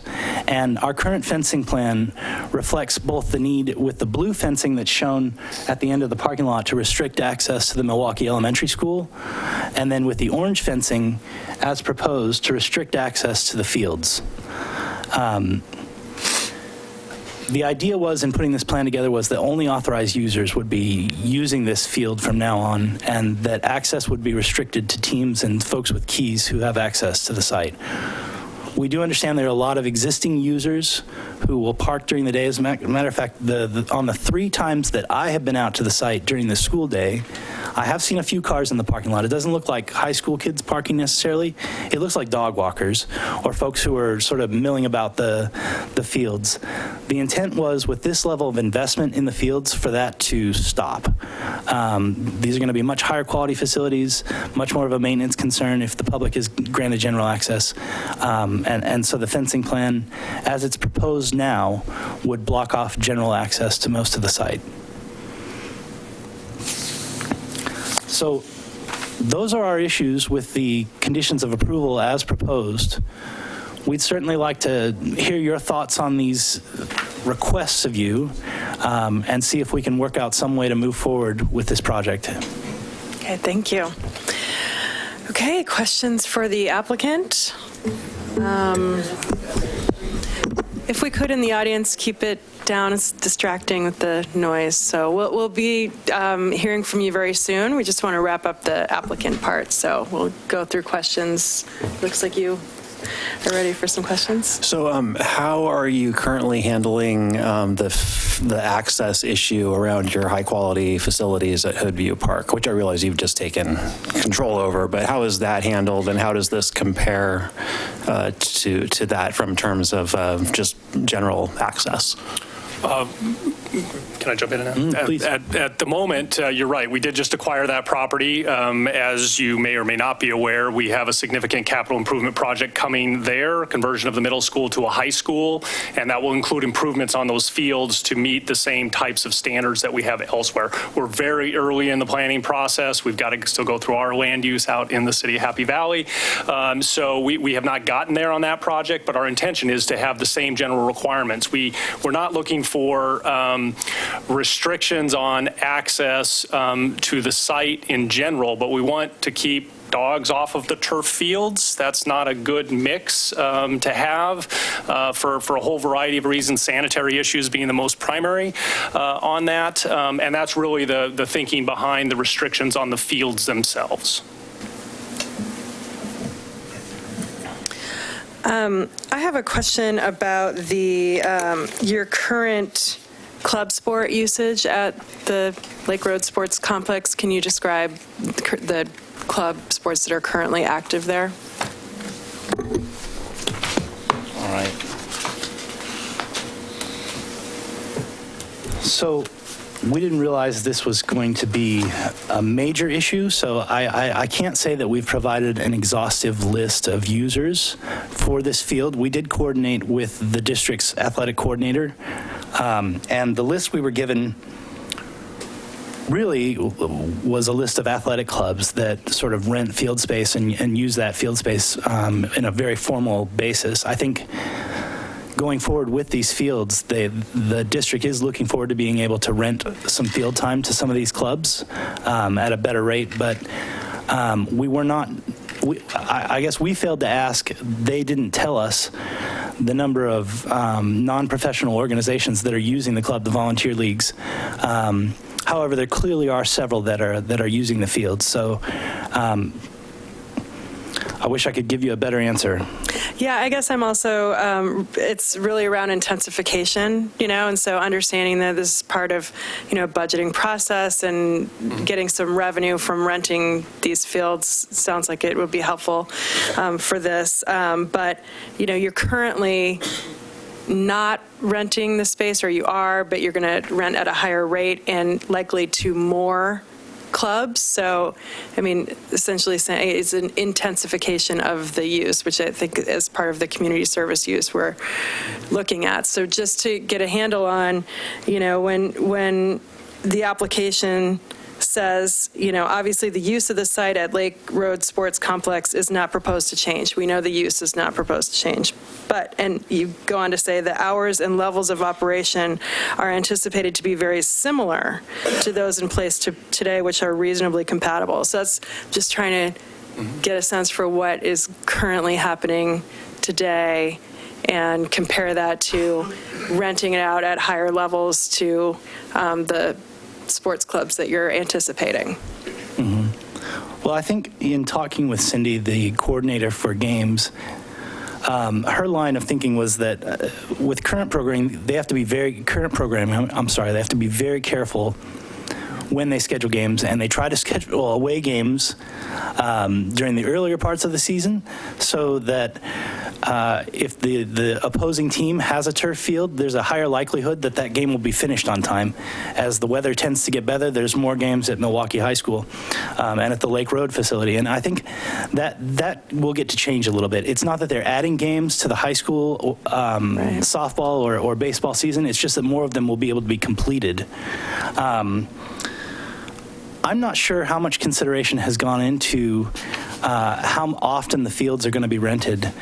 There are several clubs listed here that have expressed interest, but Cindy's and the district's primary goal right now is to allow the baseball team to finish more games, allow the softball team to finish more games, and the lighting in the turf fields will certainly allow them to do that. Okay. It is certainly reasonable, though, to state that the field will be rented on occasion. Mm-hmm. Right. But it's not the primary reason that this improvement is being done. Is to serve the students. Absolutely. Yeah. Okay.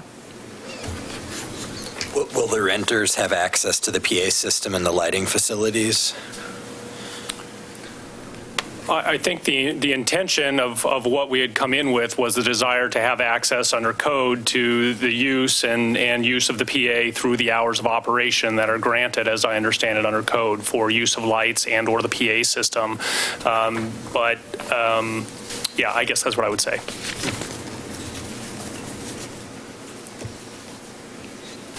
So can I ask a question about the diagram that is currently up here?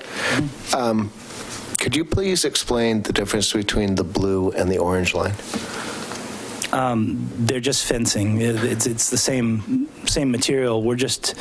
I wanted to differentiate between the field fence and the fencing that is going to be put in place specifically to restrict access to Milwaukie Elementary School. So the only access to the junior varsity field is from the Milwaukie Elementary School parking lot. No, there will be a gate at the northern end of the key-shaped cul-de-sac. And what time does high school get out? What time do they start using the fields? It's afternoons and evenings, so 4 o'clock is about when that gate would open. Okay. And just to emphasize, because again, the district is very concerned about security these days, given the amount of school shootings and other things we have happening. We're providing secure sites across the district under the bond program, which includes fencing, but it does provide access after hours, right? The intention during school hours, we do not want the public on our school sites. That is not okay. But after hours, the gates are open. In the mornings when kids are getting dropped off, the gates are open. So there are access points into the school site in the mornings, in the afternoons as kids come and go, and then in the afternoon, in the evenings for the general public, the gates are open. They're accessible into these sites. That's been a condition of use in many jurisdictions here, and it's something we're perfectly comfortable with. But from a security during the day standpoint, we want to restrict that, and that's the reason we've got a fence proposed there, and it does have a gate.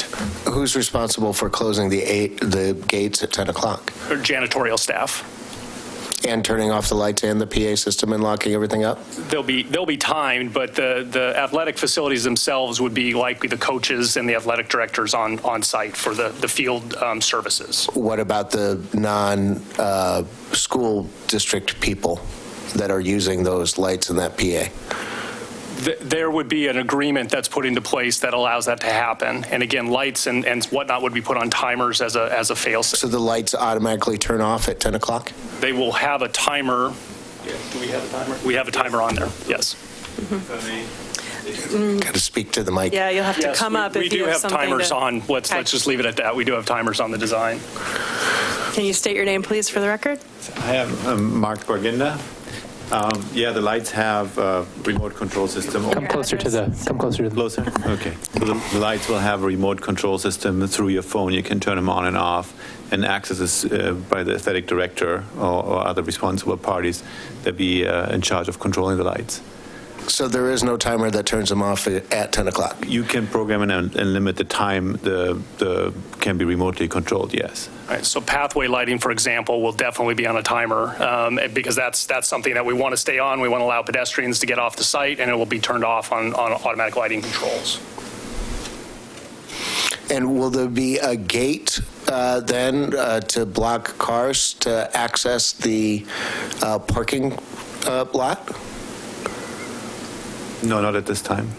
So the only security that you are concerned about is not the parking lot itself, but the fields itself? We're trying to protect our investment in the artificial turf fields that are going in and make sure that those are protected and secure. That's correct. Otherwise, there'll be access and flow and off hours to the sites. Okay. Can I ask my questions about the artificial turf now? Yeah, go for it. Does the district currently have a policy that all new fields have artificial turf? No. Has the school district done a study on toxicity and warming of artificial turf versus natural grass? No, we have not.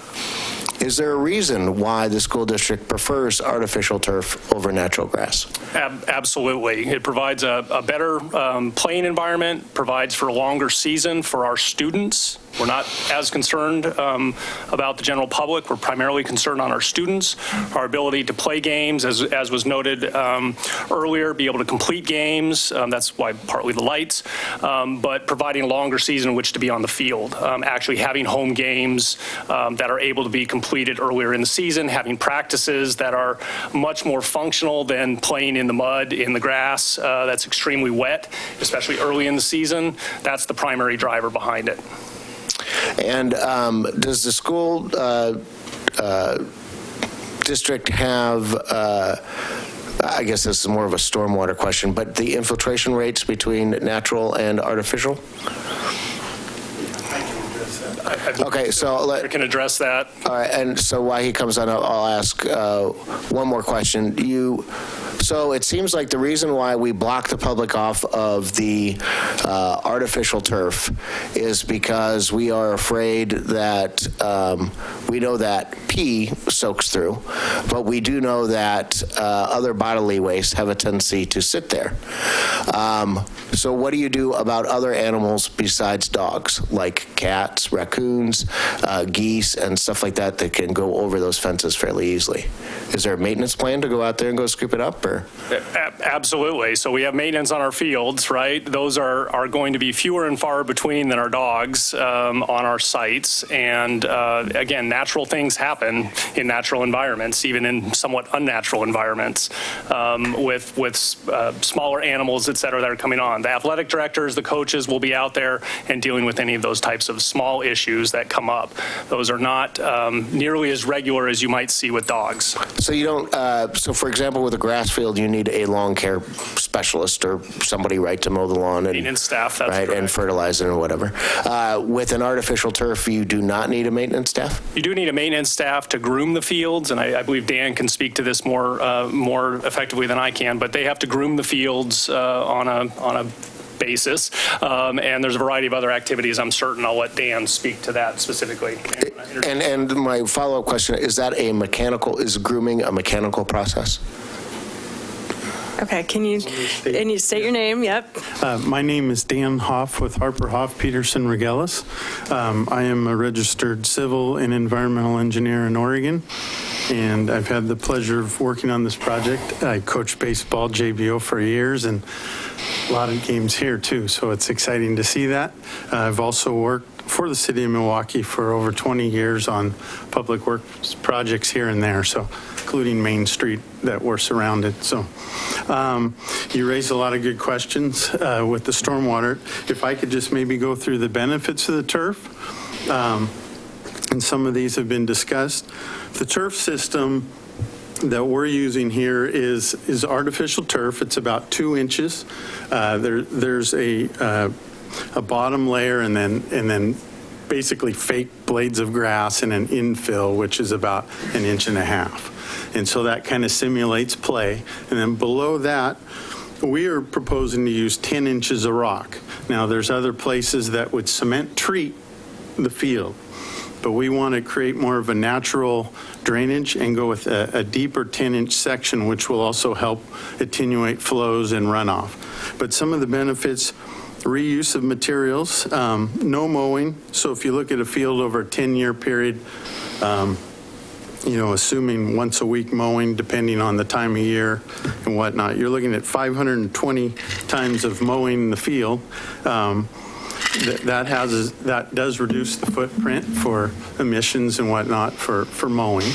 No irrigation. It's a sustainable system that it uses less water.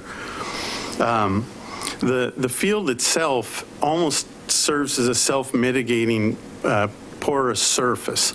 So if you look at that, the water as it comes into the turf, it's not collected on the turf, so it gets into the aggregate and the drainage rock, which cools that. And I think if you look at Clean Water Services and some of their literature, you'll see that that's an important benefit. No fertilizers. So some of the first bioswales that you've seen in the region were really to remove some of the fertilizers in the area, so that reducing that pollutant load. No chemicals. There's probably some softball and baseball people here knowing that the fields right now, they're dirt, and to make them playable, they're putting diamond dry and different chemicals on the field. You don't have to do that. You won't have to drag the field and have maintenance time with that. It also helps keep the teachers in the classroom. A lot of teachers are coaches, and just to go out and work on the fields. Baseball and softball are unique in that, the basketball coach doesn't have to go wax the floor before the game, but the baseball field and softball coaches have to prep the field. So reduces travel time for the district. When you have rainouts, you're putting on your students on buses and traveling other places. And with 4 kids, I know it's probably a little easier on the wash machine than mud and dirt along the way. As far as the stormwater in the quantity, we just concluded, I had the opportunity to design Hoodview Park and also the Clackamas baseball field. We just did a study, and so the deeper the rock section, the less runoff you have. And so I don't know if anyone's a stormwater guru, but if you look at the curve numbers on runoff, you actually are reducing your curve number the deeper the section you go. And so we found that a 10-inch rock section is similar to a curve number of 77, which is less than you'd see for a dirt infield. So I think we could probably make the argument, now stormwater people may argue, but that we're matching flows and maybe even reducing them a little bit. And so I think that's a good thing overall. The other thing is there's no pollutant loads on the field, right? So it's not like a parking lot where you have oils and things and brake pads and things that you would see, some of the things with stormwater is copper that gets into the stormwater, and that affects fish's ability to detect predators in the stormwater. We're not having anything like that in this field. So overall, I don't think there's going to be an impact on stormwater. I was glad to hear Brett indicated that they're going to do a storm system in Lake Road. When I looked at this field originally and saw a bubbler and thought, oh wait, that's plugged. But it's a bubbler, you see them around. Vancouver has a lot of those. Most of that stormwater is generated north of the fields, and it actually just passes through, bubbles up, and goes down. So that might alleviate some concerns. There was some testimony about concerns about some drainage, little existing drainage problems. We're going to note those and do things to improve that. So hopefully that'll be a better situation for the surrounding neighbors.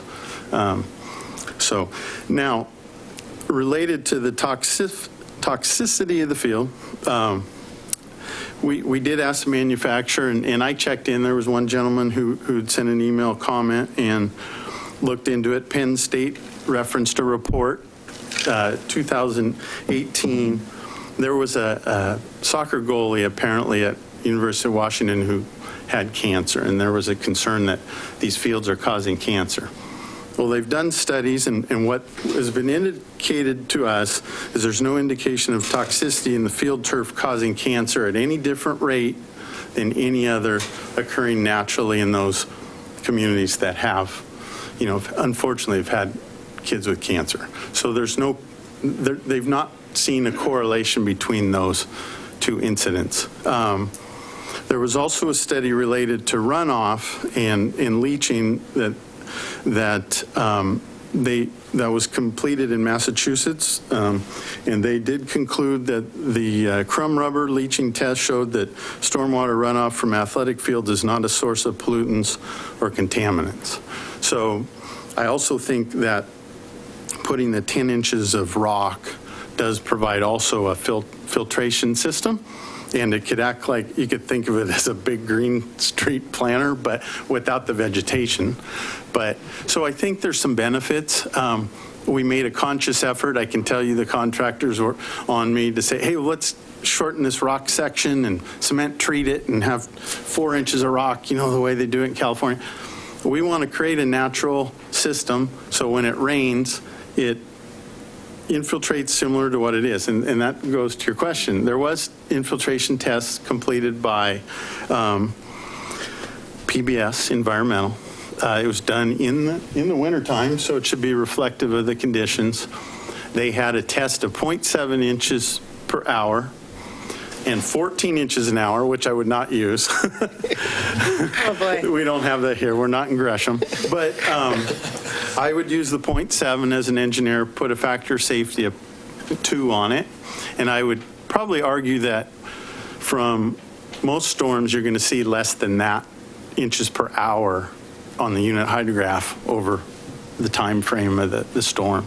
But we could certainly provide calculations and, as Brett indicated with the final report, and if there were issues with it, we could mitigate that by putting a detention pipe in or whatnot. But I think overall that you could see a benefit in water quality just by the lack of use of the pesticides and in the mowing. As far as the footprint and the global warming, I think you probably have a reason there's an urban growth boundary, and you're going to have some elements within the urban growth boundary that are permitted uses, and we have a special land use process in Oregon that does centralize where you develop. And, we've done our best to try to save the trees around there. And so I also think with the benefits of the lack of mowing that you may, balance some of those out. So I hope I answered your questions. I have one more for you. Yeah. Greg, may I have a mother-in-law who's coming into the airport, and I'm so sorry that I have to leave. Thank you for the testimony. I had one question before I have to run, and it's more about the parking, so sorry to change the topic, but the parking count is including the spaces at the elementary school in the total, is that correct? So how would someone who decides to park at the elementary school side get to the site when the gate is locked? And how would they know ahead of time that they're not going to be able to walk from the elementary school site through to the... The gate won't be locked after hours. So an off-school hours use, which is when somebody that was going to the field was parking at Milwaukie Elementary, the gates would be open. So it would allow for access coming from Milwaukie Elementary down the pathway, through the gate, and into the gate on the other side. So the gate would only be locked from 8 a.m. during school hours. 2 p.m. And that's correct. At night, that's correct. Weekends, the gate will be open. That's correct. Okay, thank you. Okay. What is NCSD's replacement strategy for artificial turf, and how long do they believe that it's going to last? Can you speak to the warranty? Yeah. So I'll talk a little bit about how these are probably going to wear a little bit. So Hoodview Park was built,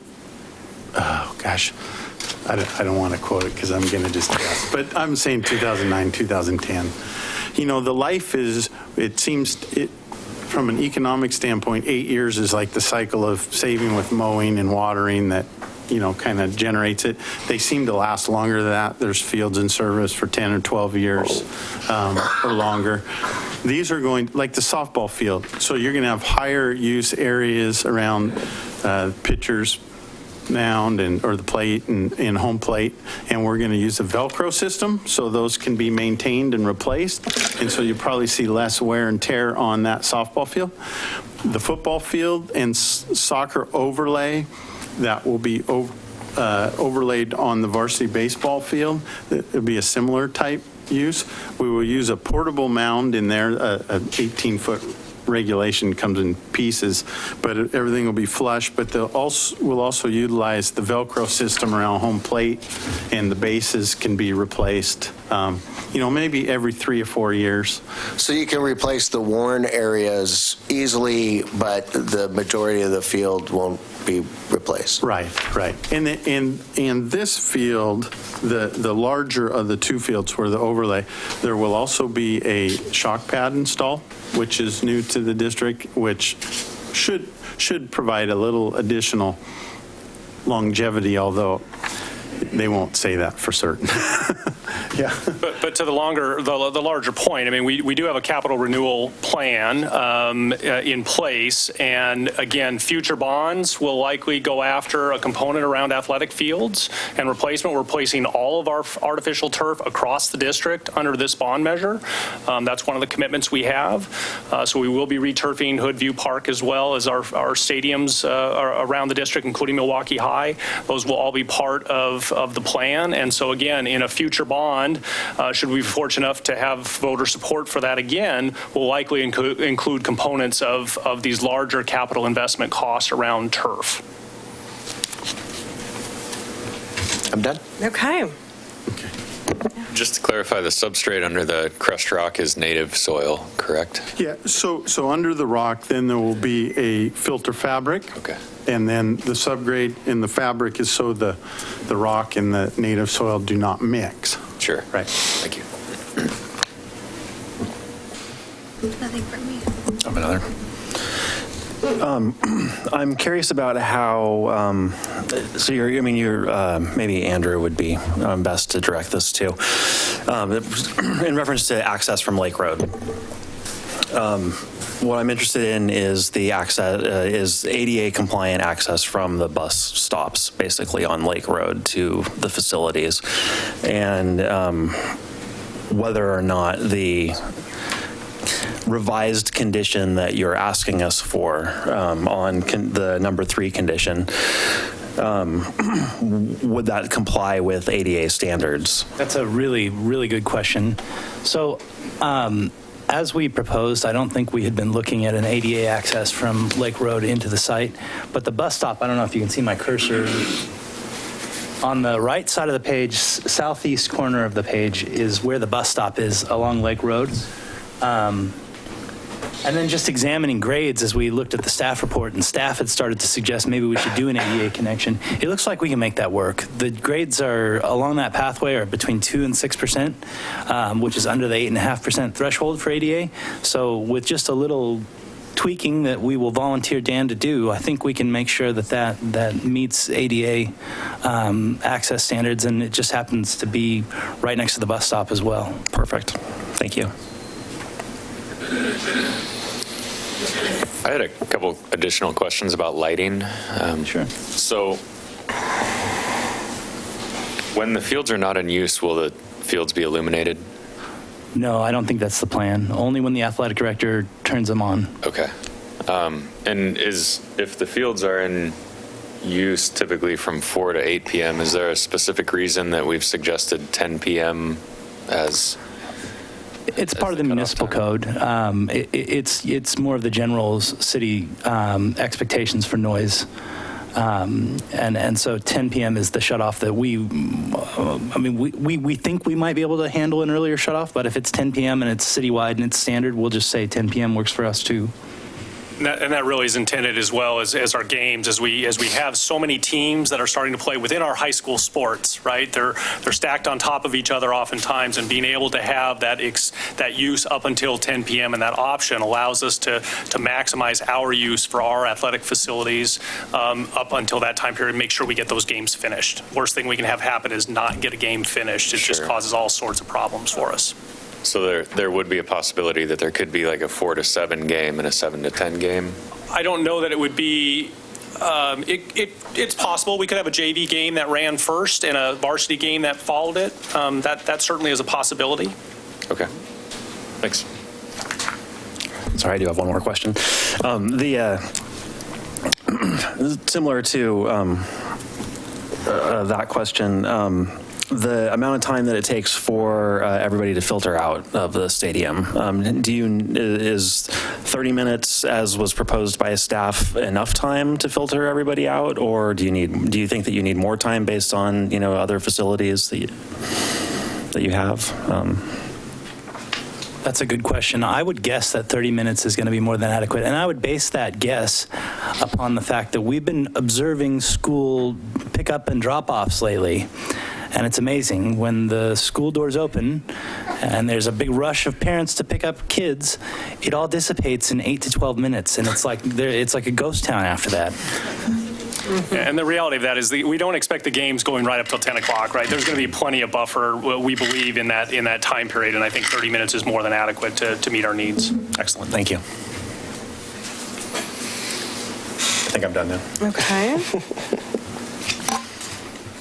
Okay, and then, in terms of the activity on the weekend, can you talk a little bit about how that currently works and plans with both the school sports and club sports? The athletic coordinator did give us some example time slots. We don't anticipate a lot of late nights on the weekends. I think the indication we got was that Saturdays and Sundays would be 9 a.m. to 6 p.m. would be the available time slots for games or tournaments, and that perhaps once in a while something might start at 8 o'clock if it needed to start early, but they don't anticipate going on late into the evenings with these field uses.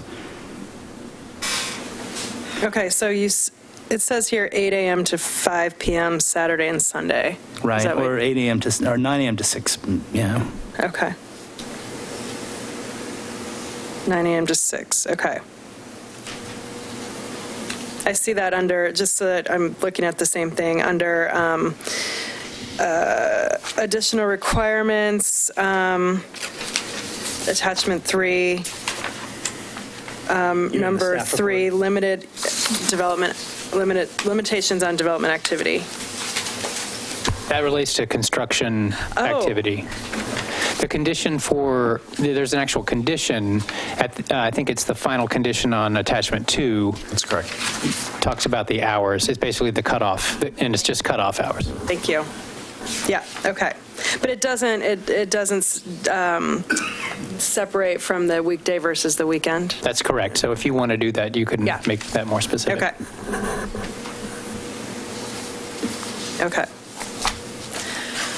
All right, any additional questions? No? Thank you very much for your testimony and for having experts on hand. That was really helpful. Thank you. Okay. All right. So,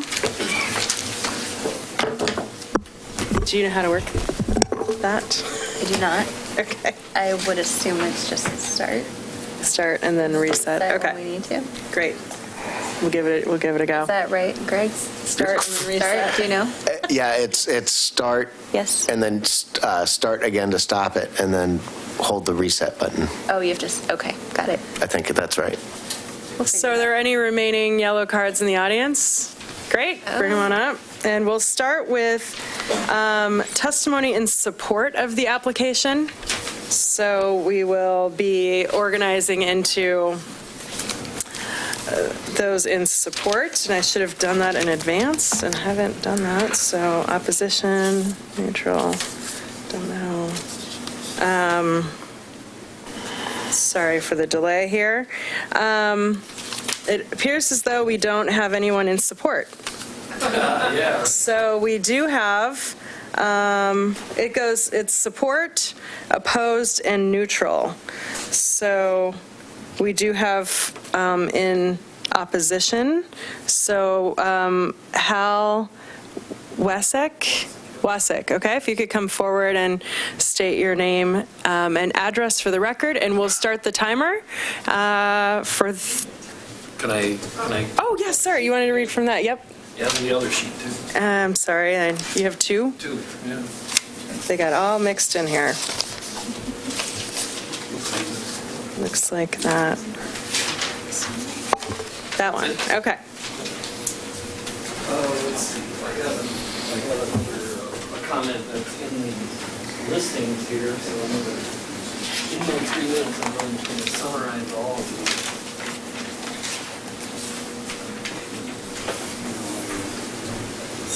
Less than 6 inches. Okay, how's that? Does that come through? Great. All right. My name is Hal Wasik, and I live on the south side of Lake Road, directly across from the Varsity baseball field. And I have all kinds of issues with this problem, the current use of the field, and I'm really concerned about the higher intensity uses planned by the NCSD. I don't see how the traffic count will not increase. Brett was mentioning that there is a lot of issues on that when you weigh them all together, there is no additional traffic involved. I cannot see that. I'd like a detailed explanation how that happens. He mentioned that the parking is already being used well beyond capacity, that the gravel spaces are completely filled, that where you're not even supposed to park on this 28th Street, they're parking. I can tell you from personal experience that all the side streets are filled along Lake Road. It's really disgusting, the parking situation. The people park as close as they can to the fields. They're not going to walk from Milwaukie Elementary School parking lot. They just don't. It's too far away. They park out there on the Lake Road side roads. Let's see, another one. They're talking about the PA system being the concern. The current PA system is currently very quiet. You can hear it, but it's not really objectionable. What is objectionable is the people yelling and screaming, and they're walking, because they're parking on Lake Road side roads, they're coming out of the fields and yelling, hey, what did you do? How'd you do? Hey, what'd you do that for? It's just, and as a result of that, I would like to suggest that the 10 o'clock municipal code is not sufficient for this particular use. I bring out in my notice that the anticipated noise level intrusion that's allowed by current municipal code, except for sports complexes, among other things, is on the order of the noise of a number of refrigerators, household refrigerators. Well, the noise level coming out of that field is much closer to that of a jet plane at on the order of maybe 80, 90, 100 decibels, which is the limit that the Milwaukie Municipal Code allows currently in the industrial areas. And we have to put up with this? Why? I mean, I try to go to bed at 9 o'clock, and I can't see that field being available and open until 10. I'm suggesting that we don't even need the field lighting. I'm going to complain about the field lighting if my time continues, but how much? That's it. Okay. Thank you. Okay, thank you. Actually, we do get to ask you a question. If anyone has a question, we can ask the, anybody? I have a question for Hal. How do you feel about the field lighting? I like the explanation that he gave, and being an engineer, I am aware that you probably can direct LED lighting pretty well. What I'm concerned about is the flow over, or what I think you referred to it as the glow, I'm thinking that the glow is going to be very much more concerning than the direct measurement of candlelight power on the properties nearby. What I'm thinking is that perhaps the applicant can come up with being an engineer, I know that oftentimes, luckily you try not to do this, but the design does not actually measure with what you test out. I would like the applicant to have a requirement to make amends if for some reason those low candle powers that Brett showed do not occur on the surrounding properties as far as the lighting goes. Okay, thank you. Thank you for your testimony. Any other questions? Okay. Thank you. I got more if I had. Okay, so now we're going to hear the neutral testimony, and then we'll go to the folks that have indicated they have some questions.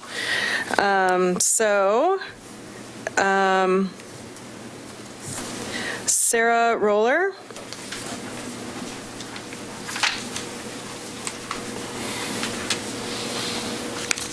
So my name's Sarah Roller. I live in Oak Grove, but I'm part owner at 11630 Southeast 27th Can you Street. speak closer into the mic, please? Thank you. So I'm part owner in 11630 Southeast 27th Avenue. My father is the other owner. So we abut the parking lot, and our main concern is about the fence. I actually have a handout if I'm permitted to hand that out. I have enough for each of you, but I don't. Pictures of the current state. So I actually took these today. Just pictures are helpful when trying to explain a vision issue as well as a light issue. As you can see, so our house is the White House. We have a fair amount of trees, so a certain amount of the house is blocked because of trees. But the current parking lot was created in the 70s, and when they did that, they raised the soil to make the parking lot. It's roughly 3 feet higher than grade, which makes the 6-foot fence more like a 3-foot fence or a 4-foot fence if I'm going to be more on the generous side for how much is affected. So anyway, our big ask would be to increase the fence height and create more obstruction between the parking lot and our house. Currently, and throughout the years, many high school students and others have used our yard as a way to get to the practice fields without permission. So they jump the fence, they figure out some way to scale it. It's not extremely practical.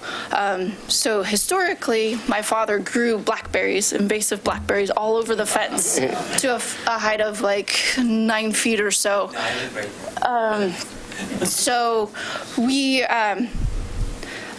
took it upon ourselves to remove the invasive species and removed that. But by removing that, we took away our buffer. So that was on our side. So we would like more of a buffer. And then you can see that the plantings along the fence there, most of it's more invasives, and there's just a couple of trees. I believe the last update should have included vegetation between the parking lot and the fence. And if it was planted, it's all completely dead with the exception of the trees.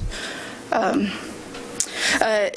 the, let's see here, bottom right corner, you can sort of see a light line in the fence. That's the surface of the parking lot. And then above that, you can see the green, where the green stops. That's your field height. So if you're in the field, it's a straight view of our yard. We've had theft, we've had other issues. It doesn't happen all the time, but we'd rather that it didn't happen.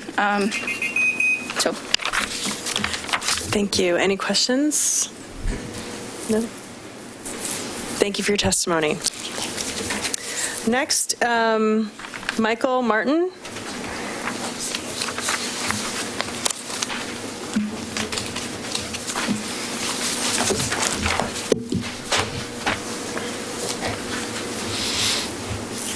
Ready? Yeah. Hi, I'm Michael Martin, and I am a homeowner at 2725 Southeast Lake Road. It is the one final property that is up what NCSD likes to call the driveway. So we have a very intimate relationship, and we like to think we want to be good neighbors, and we like to think up till now NCSD has been a good neighbor, and that's why I want to stay neutral. But I encourage everyone to read my email as to why I'm less than optimistic about NCSD following through. It doesn't apply to those codes that you want me to talk about today. But what does apply to the codes is that this is 1,000 lumens. Now I know LEDs are awesome and you can really direct, but this is 1,000 lumens. 1885 lumens nominal is what they're talking about at a 12-foot height for the street parking. So I just want, this is a nice visual, I thought. So just something to think about. That's a lot of light. The other thing is that I do not believe that due diligence has properly been done on the parking issue. NCSD knows at this point and could have added in the application exactly how many times per week these fields are being used and by whom, both by the school district and by the people who are not, who are rented. It is not in anything of the 247 pages. So I feel like if that were in there, and then we also had how many more times as with the JV field being moved over, and it still looks like to me, I know football, soccer aren't quite the same, but there's going to be some overlap where there could be 4 fields. But if we knew how many more times, and I heard now there's going to be a double where it's potential where there's 2. So we are talking about an increased intensity. There is a way to have actual numerical data, which is missing. So I feel like that this does warrant a traffic. I forget what it's called, but it's in section 19. I feel like it does. I know it says, you guys say, or people say, it felt like it's satisfied. I don't see it satisfied. The other question and concerns that I have, I have my concerns about the fields and about the lighting. I feel like if it was just really strongly, if there was some really strong wording by the council that there'd be some sort of enforcement where this not happen, if it was out of the code, I'm okay. What I'm not okay with, though, is some of the data is very concerning to me. The hydrological statement says it only goes to that it drains only to a storm drain.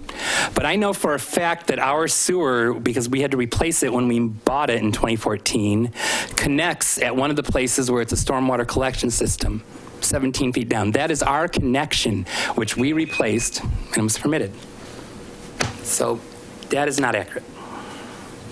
Okay. Is any follow-up questions or clarifications for Mr. Martin? I have a question for Mr. Martin. So regarding the pathway, since you are on either one side or the other, do you know if your neighbors have a preference on which side of 28th there should be a pathway? I would tell you that Bard, I don't want to speak for him specifically. He's the homeowner and the one right in front of us. This was all one property. He bought it and subdivided in the 90s.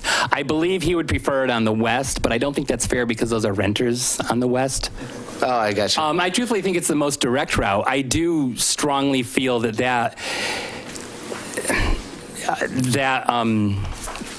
a sidewalk is needed. I mean, come on, the picture you guys chose shows 6 cars in the grass.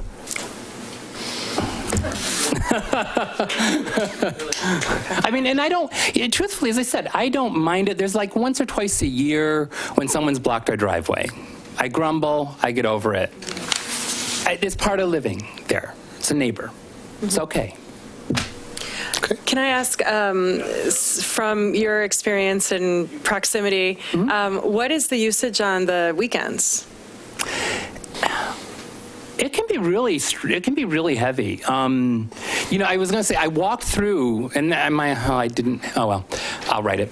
I walked through to the elementary school. We have a 9 and 11-year-old, and we walk that way to school. There were 27 cars there tonight when I walked through at 6 p.m.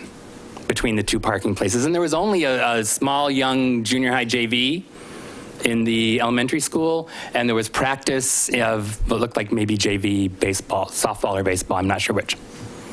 Oh, I was asking about the weekend. Oh, the weekends. Okay, Yeah. the weekends, they fill up. It depends. I mean, it has not been bad, to be fair. I mean, there are those annoying times and days. Otherwise, yeah, it fills up. It's a playground. I mean, it's a playing field for in high school. There's secondary fields right now, sort of, kind of.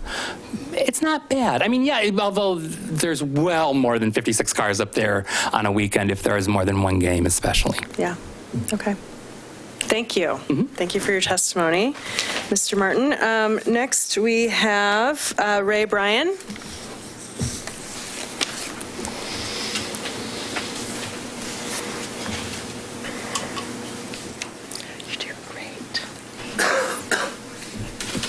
Ray Bryan, 11416 Southeast 27th Avenue.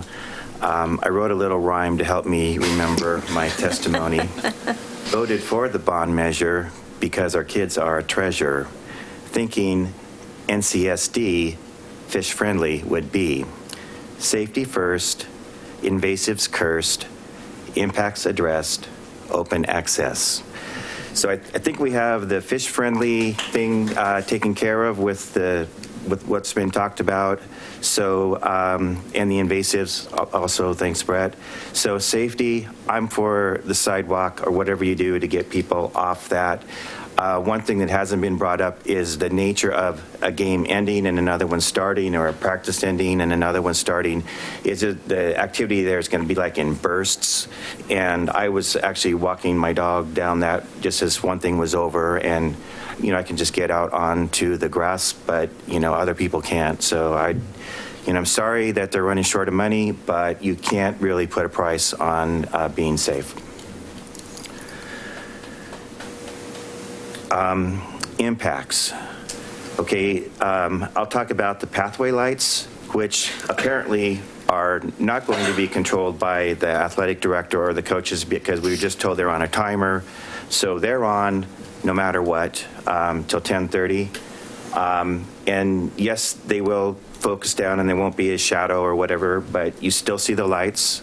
I think these are just going to go on and off or up and down as people walk by. They have impacts to birds and wildlife as well as just people.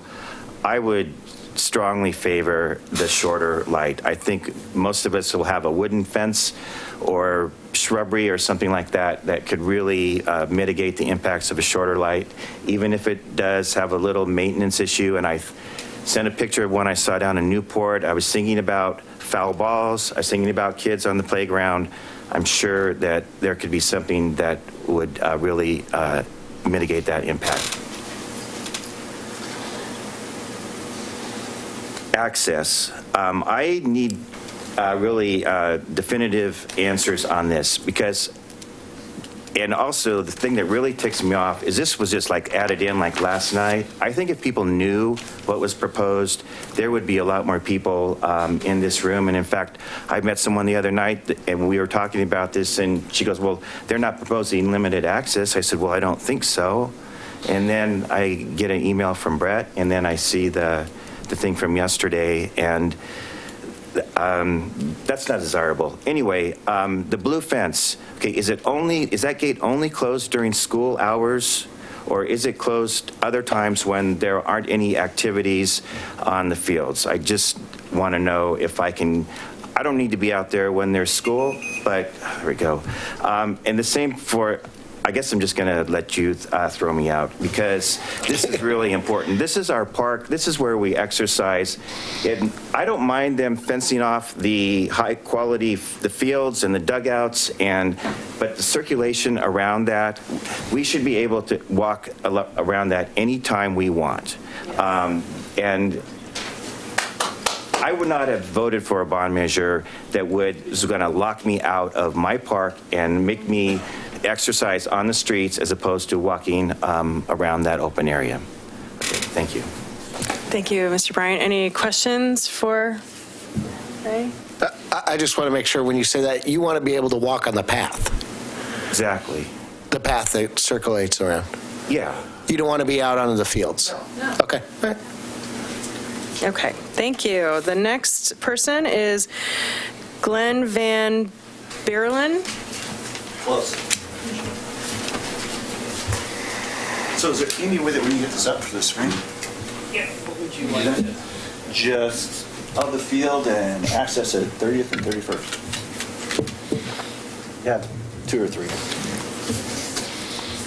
That's perfect. Oh, I was going to give you the aerial. Not that one. That one.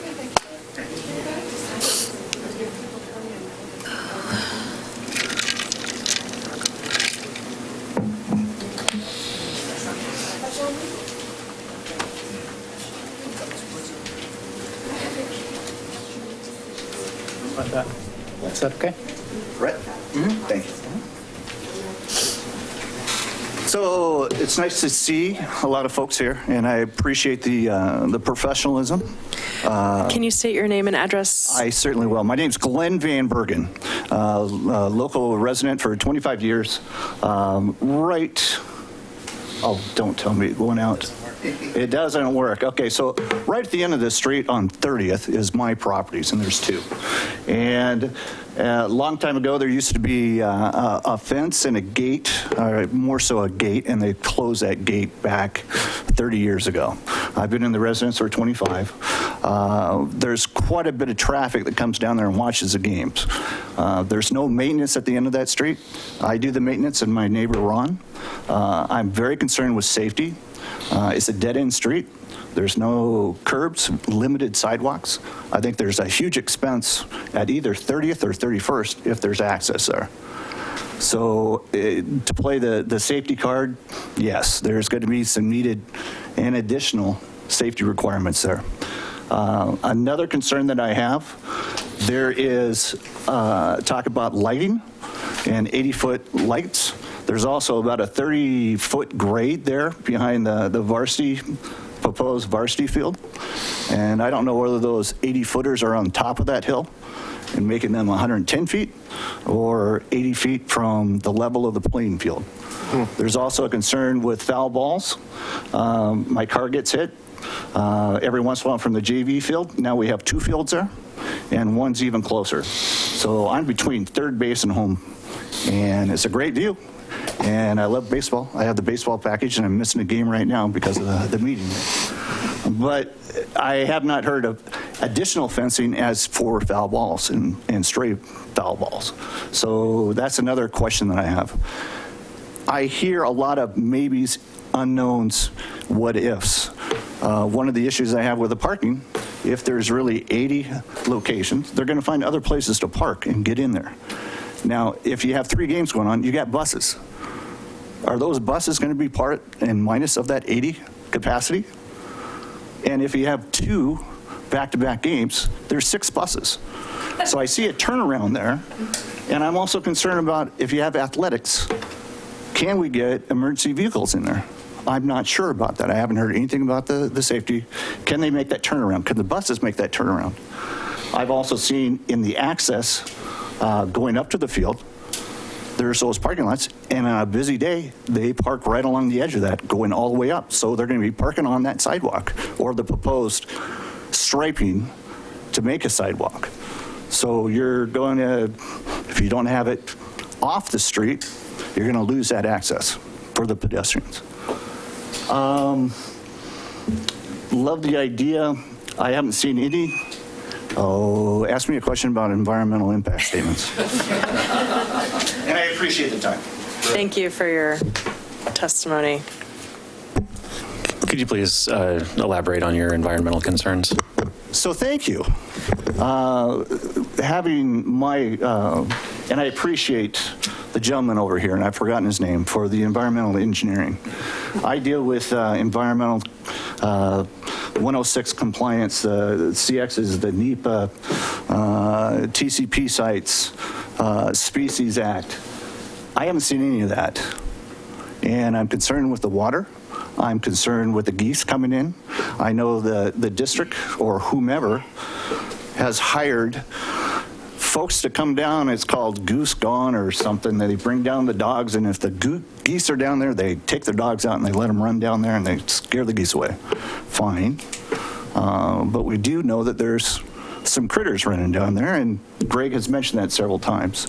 So my concern, and thanks for asking the question, is the city willing to take on and the vote to move forward with this without these questions being answered, particularly for safety and environmental?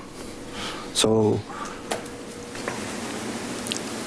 those are questions, and I would strongly encourage, because I want to have more input on this, if indeed we can postpone a decision moving forward so that more people can provide input to this.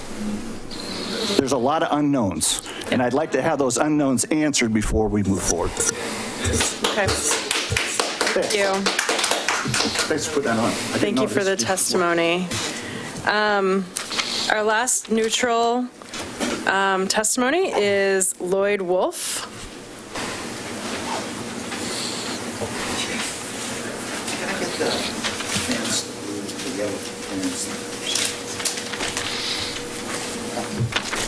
My name's Lloyd Wolf. I live at 3115 Lake Road, 2 houses up from the field.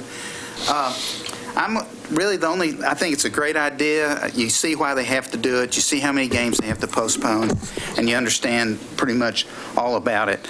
The lights and all of that, I think there's been enough people talking about that. I'm about the access.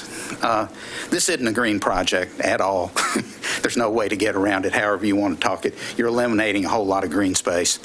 But having the perimeter walk around the facility isn't a big deal. And if anyone's been there, you haven't really spent any time there, I know that nobody goes on the baseball field that has fences around it. No dogs go on the baseball field. It looks like all these fields are going to have fences. So it seems like, why couldn't we still use the perimeter at all times? Mm-hmm. Nobody's tearing anything up. I don't think you have hardly any vandalism up there.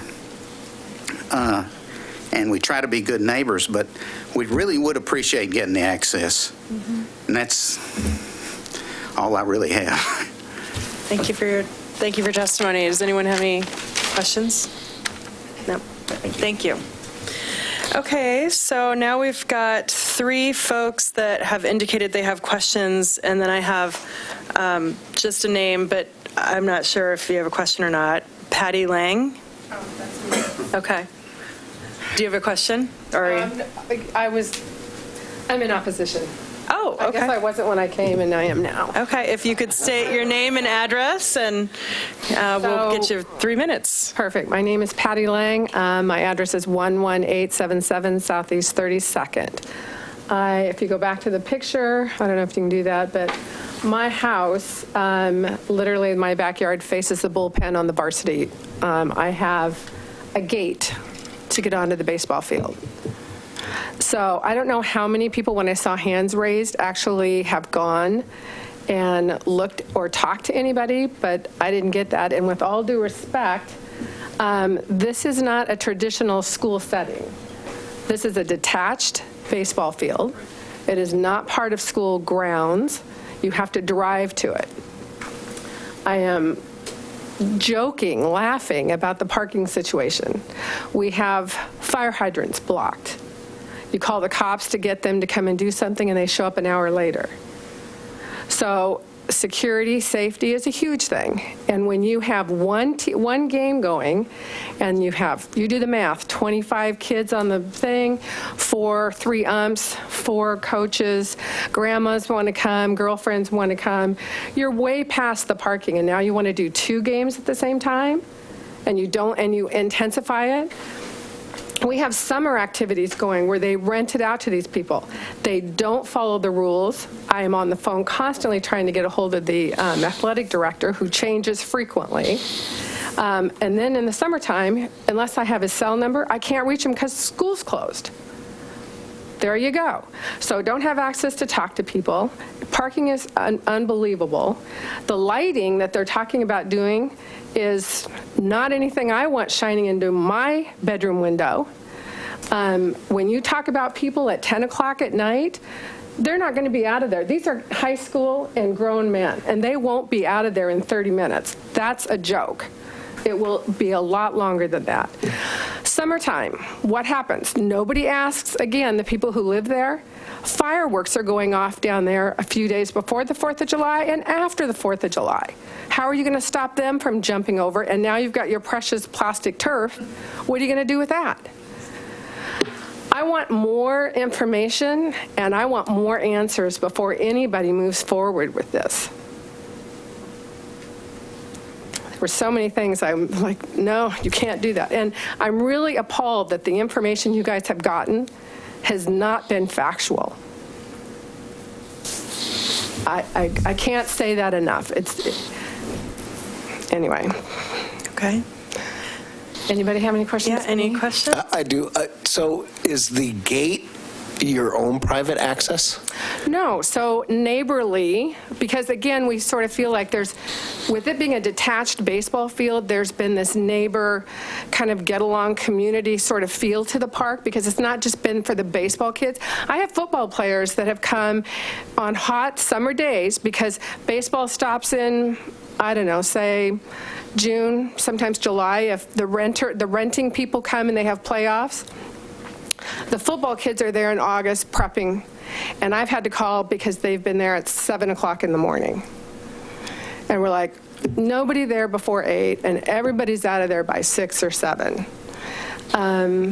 So the gate was put on because I get a ton of baseballs, foul balls. I actually have been asking for quite some time. I have a big window that didn't break, but I've got a big thing on it, and it hasn't been fixed or repaired yet. But it was a thing to allow the coaches to come. The problem is I had a lot of people trekking through there to get to the ballpark quicker than to walk all the way around. So they just knew that the gate was there because they were chasing foul balls. Mm-hmm. Okay. Yep. Any other questions? Thank you for your testimony. So now we have 3 folks remaining that have questions. Ron Boley.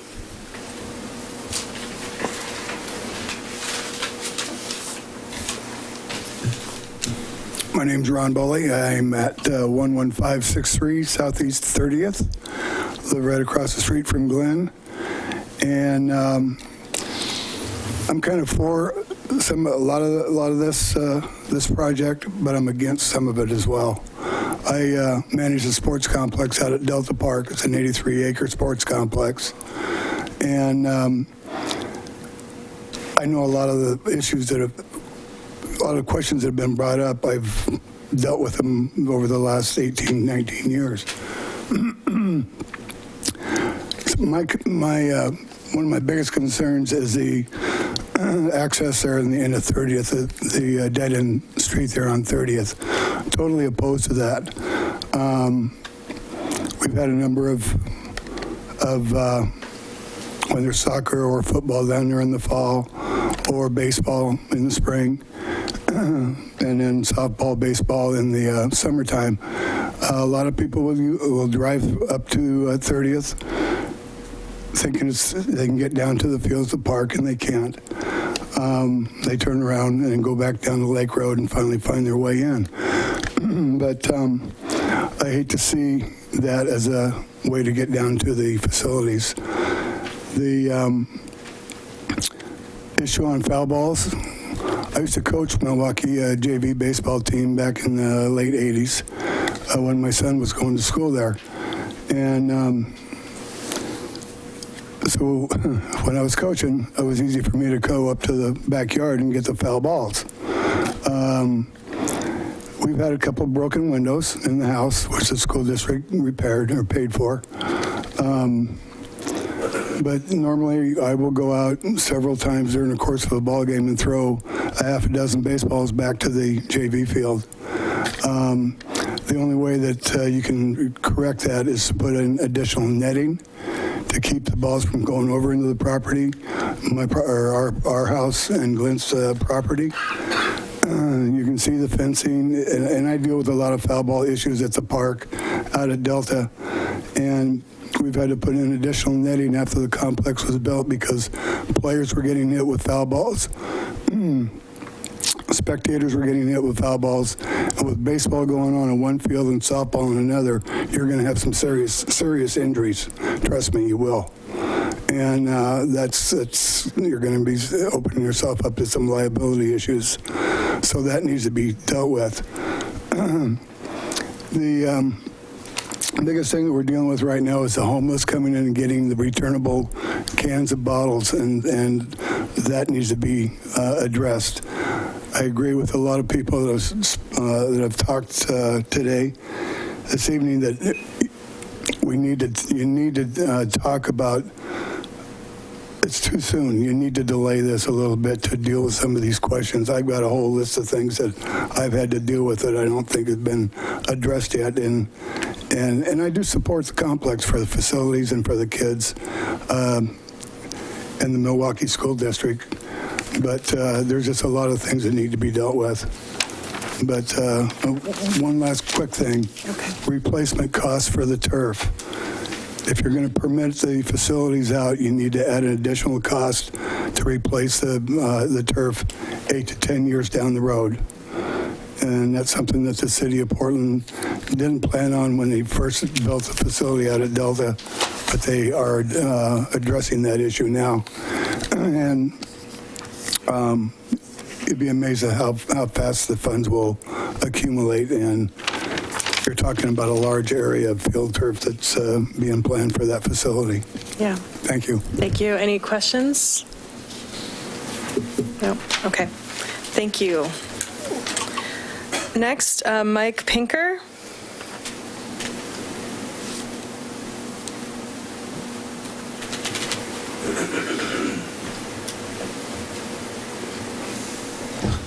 Hi, I'm Mike Pinker. I live at 11464 Southeast 27th Avenue.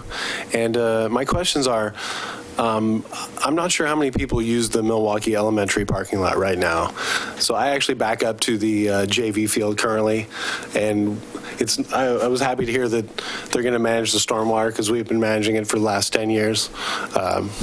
And it hasn't been a major issue, but it's nice that they're going to do something about that. But my concern is with the lighting of the path from the Milwaukie Elementary parking lot. First of all, I'm not sure how many people are going to use that, and the JV field is not going to have lights.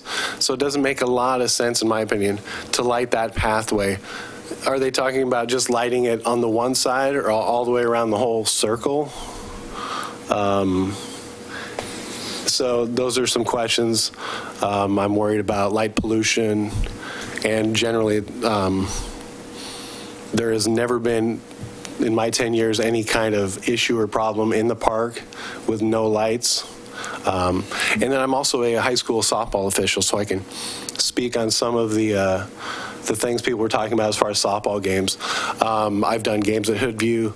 I know currently North Clackamas operates the North Clackamas Park by the senior center. There are 4 fields there. They do have lights on timers, and at 10 o'clock they all go off. And it is pitch black there. So you have to end your games 5 minutes early and have people off that facility. I would recommend something like that if you go forward with the lights. I'm not sure I see the necessity, because if you have a turf field, you can start one JV game at 4 o'clock, be done by 6, because at North Cloud or at Hoodview, games are a maximum of 2 hours, and the next game starts. That's just how it is. So you could do a game at 4, a game at 6, and I'm not sure the lights are a necessity, especially when there's decent weather and the JV team can use the JV field. So it seems like more of a way to make money and inconvenience the neighbors. I get the 10 o'clock lighting at Hoodview and at North Clackamas, because those are kind of off by themselves. But this is kind of right in the middle of a neighborhood. So it seems like 10 o'clock seems a bit late, in my opinion. That's all I got. Okay. Thanks. Any questions? We'll confirm on the lighting piece after we're done here. We'll circle back to that. Thank you. Okay, and then last but not least for a question is Cameron. Hi, my name is Cameron Wayner, and I live on 3920 Southeast Lake Road, so a little bit further away than everybody here, but I go to this field almost every single day. I exercise, and I have a dog, and I like to walk my dog, I vote for every single bond measure. I've never missed voting. I've voted for this because I believe in our city and our libraries. If I had known that I would be locked out of my exercising place, I'm a little bit upset. Something needs to happen where we can still walk around it. My closest park is Century Park. It's the size of this room. If I want to jog in place, great. But so if you can do anything to keep it open for us runners, walkers, I've met many friends, about 20 different ladies. We all walk our dogs. We pick up our stuff. It'd be nice to have access. I really appreciate all the questions about artificial turf. I played soccer in high school. I went to Sunset High School. There's nothing like playing in the dirt and getting muddy and splashed, and you know all that stuff that gets replaced every 8 or 9 years is going to end up in a landfill. And it off-gases, who knows, PVC, who knows what it is, and you know it's not going to disintegrate right away. So that's all I have to say. I was going to bring up biking. I saw one bike rack there, but I know no one's going to bike to the fields. They all have gear to carry. It'd be nice to have bike lanes, though, on that part of Lake Road. I have a teenager. I tell her not to bike because the bicycle lane on Lake Road ends on 34th and Oat into like a 6-inch strip. So that's all I have. Thank you. Thank you. Okay. All right. Does any member of the Planning Commission have questions regarding the testimony to this point? I do, and maybe the city can answer this. Am I gathering this right, that everybody on 30th through 32nd does not want public access, but everybody on Lake wants access? Am I understanding that correctly? Actually. I think there's a bigger question. No, please, you're going to have to come up and speak. Sorry about that. And actually, I'm not sure. Is she allowed to speak? I don't know. You got to ask city attorney. Sorry. Yeah, typically this is now the time for council deliberations, but I think the question, Clarification question. what may have been rhetorical, but I'm really serious. I mean, I want. Like that. I think you're right. Okay. All right. Okay. So. I just want to make I just want to make sure that I was clear in my mind and that somebody could clear it up. That it seems like people on the 30th side do not want access, but the people on the Lake Road side do. Well, if I could just clarify, it seems to me that you're still talking about two different things. I mean, one question is about access through the site using some of the current connections to the public street, and the other question about 30th, 31st, and new access there is a different. Well, right. I guess that was. People want to still enjoy it the way that they currently have access to. Or they want it to remain the same. No access off of the 30th, but access off of Lake. Yeah. True. Yep. Okay. Anybody else clarifying questions at this point? Okay. For staff. Yeah. Clarifying questions from staff. Sorry. What is the city's authority to? I mean, I imagine that if there's a condition about the lighting spillover, or any lighting spillover, being less than 0.5, that if there's a violation of that down the road, that there's a code enforcement action pathway that the city can take, and that it's not just determinate development review and we move on and our hands off moving forward. Right. Yeah, there are a couple levels. I mean, one is setting the standard or clarifying the standard for what will be acceptable and having the applicant demonstrate at the time of development review that their photometrics and their plans show that that will happen. And then a next a next level with lighting or any other thing that you set a standard for would be, it's not happening this way. There's a concern or a question about a violation or about some excess. And then the city has the authority to respond and enforce. Now, we aren't experts in light trespass enforcement, but yeah, with a standard in place, we would figure out how to determine whether the standard was being met or not, and then work out how to solve the problem. What is the likelihood, if the lights are too tall, that you're going to ask NCSD to replace all the lights? Can you clarify a little bit? When you say the lights are too tall, too tall, too bright, I mean, really, what authority does the city of Milwaukie have to have them change out all the candles? Well, too tall, you're going to measure the poles when they go up. That's not going to be a big issue. If they're too bright, when they go up, the school district is going to be letting contracts on what they're going to be, where they're going to be directing their light and how much spillover there will be. There will be a warranty period or a performance period, and the school district will be checking on it. And if the citizens complain that there are issues with it, it should be done early so that the school district can go back against their contractors, because later on it's too late. Contract law says move quickly and do it, or else the school district pays for it. That said, the contractors and the folks doing it are going to be held to the standard, and if they don't perform, they're going to have to substitute lights. Typically, they'll substitute the reflector bowl or the fixture itself. They're not going to replace the pole and everything. They have different shaped designs, and they're changing so fast. As Andrew said, these things that are being used now didn't exist 3 years ago. So there are ways that they can change them and make them work if there's a problem, and it should get monitored, promptly by citizens. First time the lights go on, go out with your photometer if it bothers you and take a look at it. You can buy them at any shop.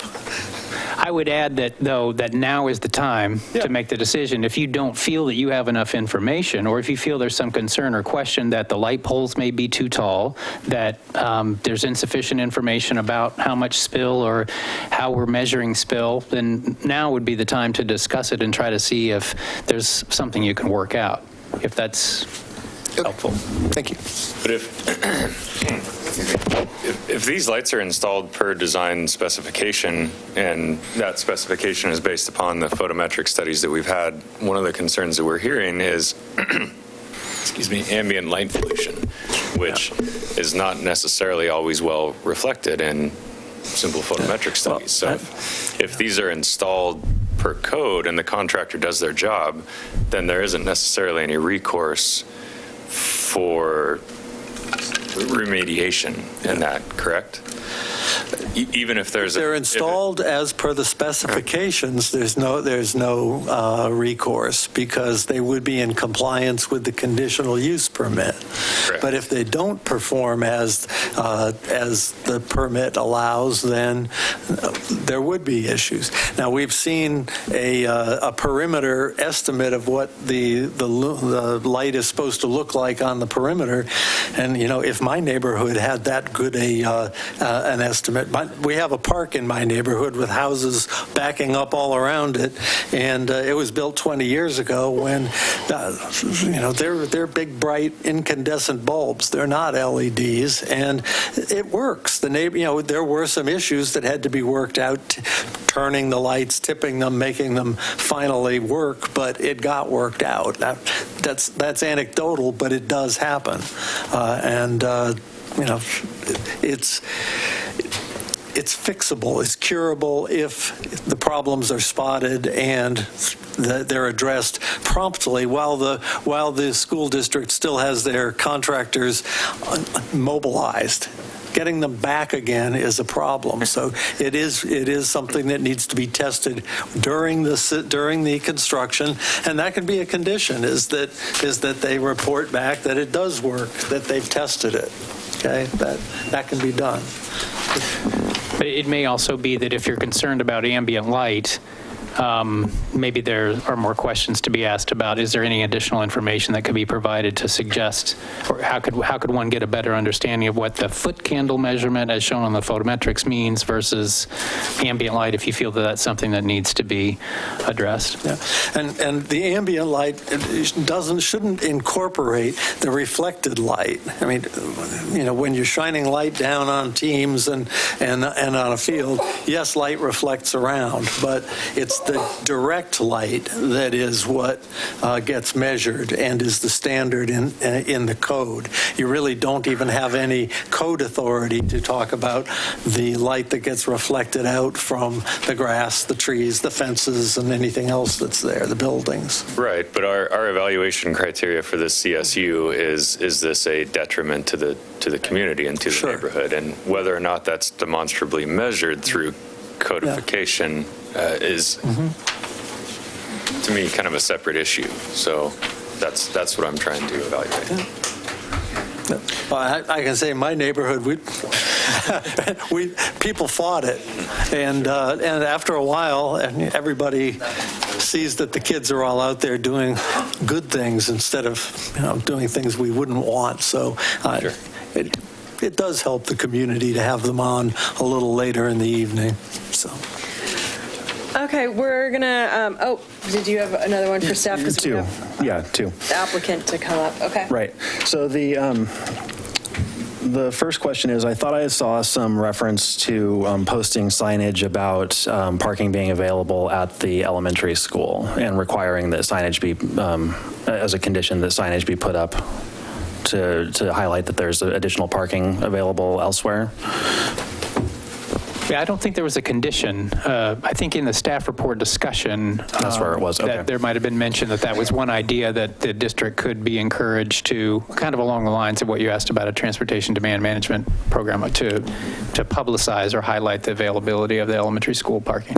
Is there a precedent or authority for us to apply conditions so that maybe at the dead end entrances of 30th and 31st that they say no school access, have a sign posted that says no field access, or if we were to not open up an access and require an access from 30th and or 31st, that the ones that don't have accesses would be clearly signed at the dead end entrance to the street, so that people don't go looking for parking or access down those streets? I will ask the city attorney to correct me. It seems like that would be something that could be conditioned. We'd want to, I think, just maybe flesh out the findings a little bit to indicate that there's concern about a negative impact on those streets, either already or from the proposed improvements that create additional unnecessary trips or something, that's kind of an impact of the facility. I think that's how we'd want to tie it. Okay. And then the next question is kind of the antithesis of that. So the code, as the applicant stated, requires an entrance or access way per 300 feet of footage or frontage. And there's 70 feet of frontage on each 30th and 31st because they hit perpendicular. They run right into.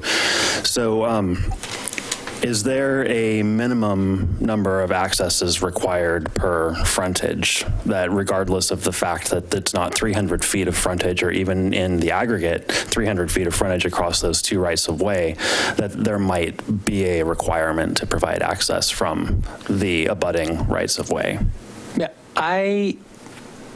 again, I'll ask for correction. My read on that is that you could probably, especially in the CSU type of review, you could get wherever you want with that requirement. If you felt that it was really important and there wasn't public opposition to new access at those streets, I think you could probably read the code to say, you have a frontage here, you need one access per 300 feet. I know you don't have 300 feet, but you've got to start on it.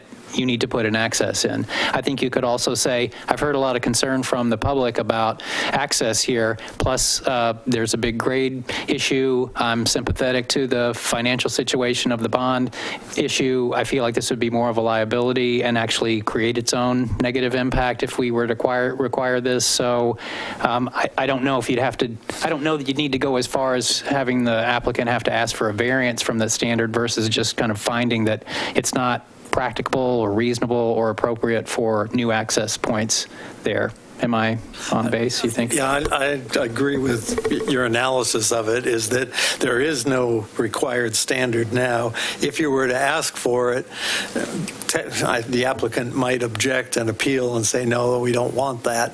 But from a purely practical standpoint, there are space constraints, and if you're going to put stairs and things in there, you might be putting them back up into the street right of way too. I'm just trying to look at it without having them move fields and all. You'd have to do some engineering on it in order to decide whether or not it's possible to do. But no, you don't have pure authority to do that. It would be a code interpretation, and it would be debatable. So we don't have an obligation? No. Thank you. All right. Does the applicant have any rebuttal or additional comments in response to the public testimony?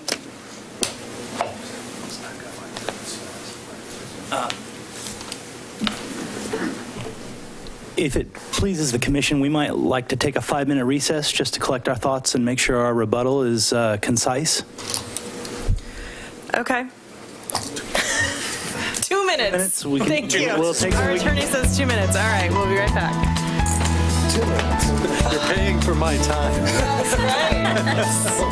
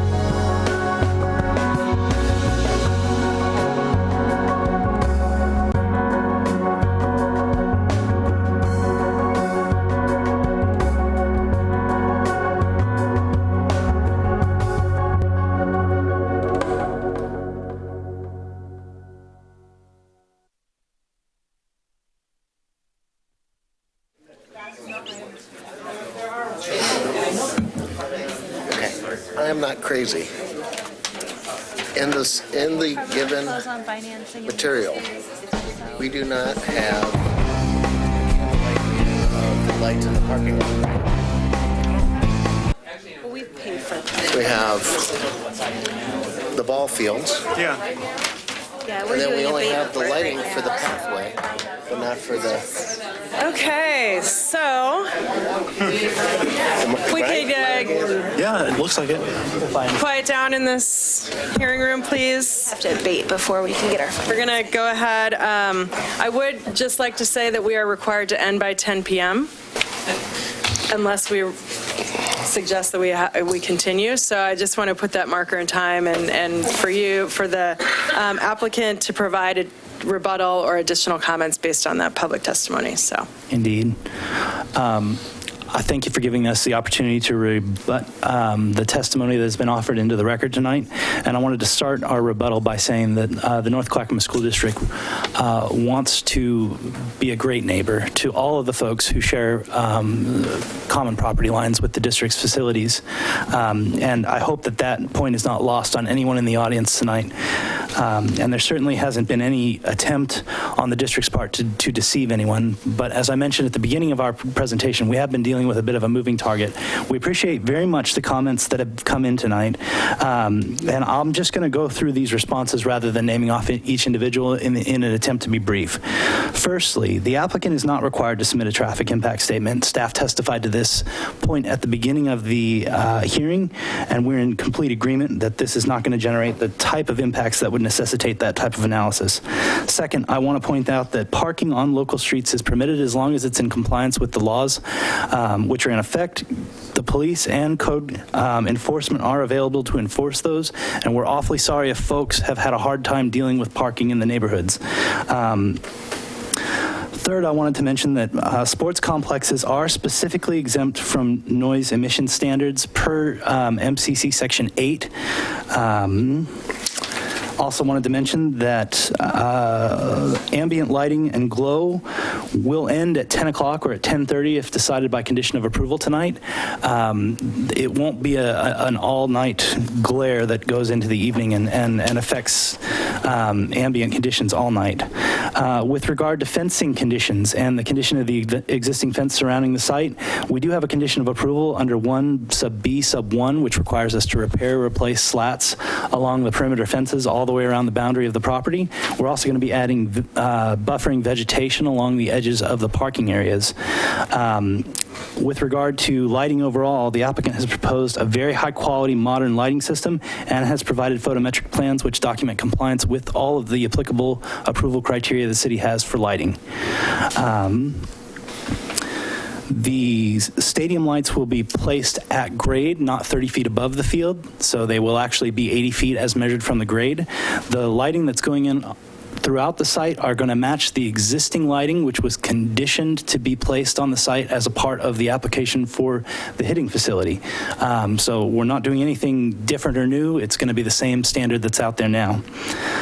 With regard to access to the school or access to the fields, the plan, and just to clarify so everyone's clear, is during operating hours, Milwaukie Elementary School is going to be locked to the public through a locked gate. After hours, that gate can be opened. Perimeter access around the fields can be available to the public at all times. The fields will be locked, and only athletic directors or representatives of the district will have access to those fields. That's the plan, and sorry if we have clouded that in any way, shape, or form. Buses approaching the site will be instructed that they are not to park on site. They can make adequate movements throughout the parking lot, and they will be instructed to move to other school facilities to wait until it's time to pick up their players. With regard to environmental impacts to the site, the city has very stringent requirements which are based upon Metro's requirements and the state's requirements for Goal 5, which is natural resource and wildlife protection. This is not an identified Goal 5 protected site, therefore no environmental analysis has been required of us. There's nothing in NEPA which would require consideration within this application either. With regard to protection for players on the various fields, we are providing 30-foot tall backstops and netting between the fields. And just to confirm that as we go through the final civil engineering and grading plans, we are more than happy to work with several of our neighbors on existing stormwater issues. There are a number of fixes in fields that can be made to reroute stormwater if it's an issue. The district will educate users throughout the season about parking options, and as problems occur, they certainly hope to be active responders to try and address issues. With that, we genuinely appreciate your consideration of this application. We've made a couple requests for changes to the conditions of approval, which we hope you'll consider. Before you close the public hearing tonight, I would offer myself, David, anyone else on our team to answer any questions that you have still remaining. Thank you very much for your time tonight. Remaining question?